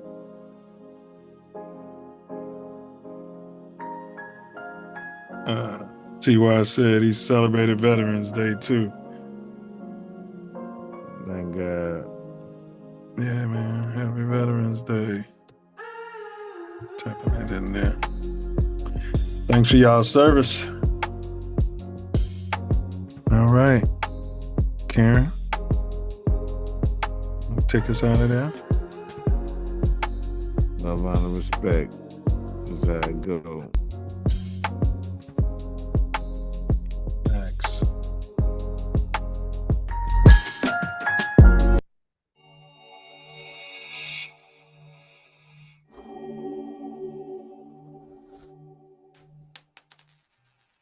Do you think you are the one? Honestly, I don't know. You know what that means? It's Latin. Means know thyself.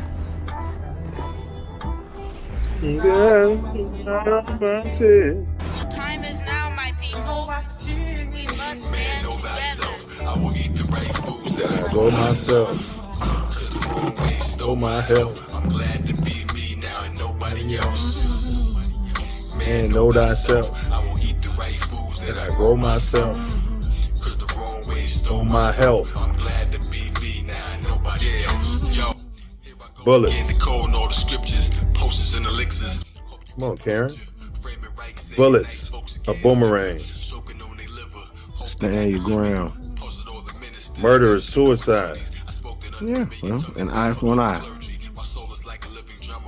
Silence is violence. See something, say something. You want to be a slave? Vibrate greed. Ego. Fear. That's how they make you a slave. You end up in prison. Okay. I know for sure, charity plus humility times love is freedom. That's how you get out. Do not answer questions. Question everything. We've got two who can see. Fear is cap. It's an illusion. Yeah. Vibrate love.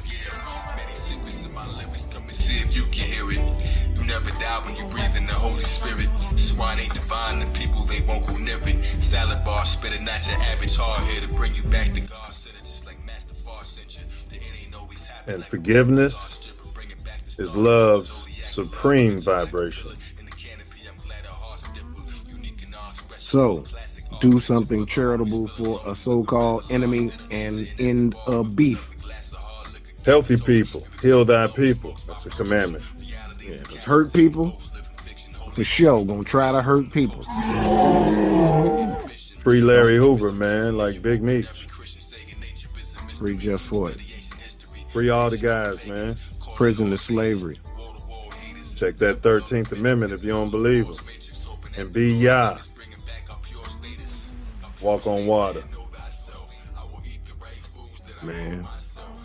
Move mountains. Oh, Mountain Dew. Yes, sir. Week by week, that mountain is getting weak. It's moving. Look at it. I'm gonna let you in on a little secret. Being the one is just like being in love. No one can tell you you're in love, you just know it. through and through, balls to bone. Still got them, bro. Got mine. Same, man. Stop snitching on yourself. Take school serious. Be sure to subscribe to my channel if you haven't already.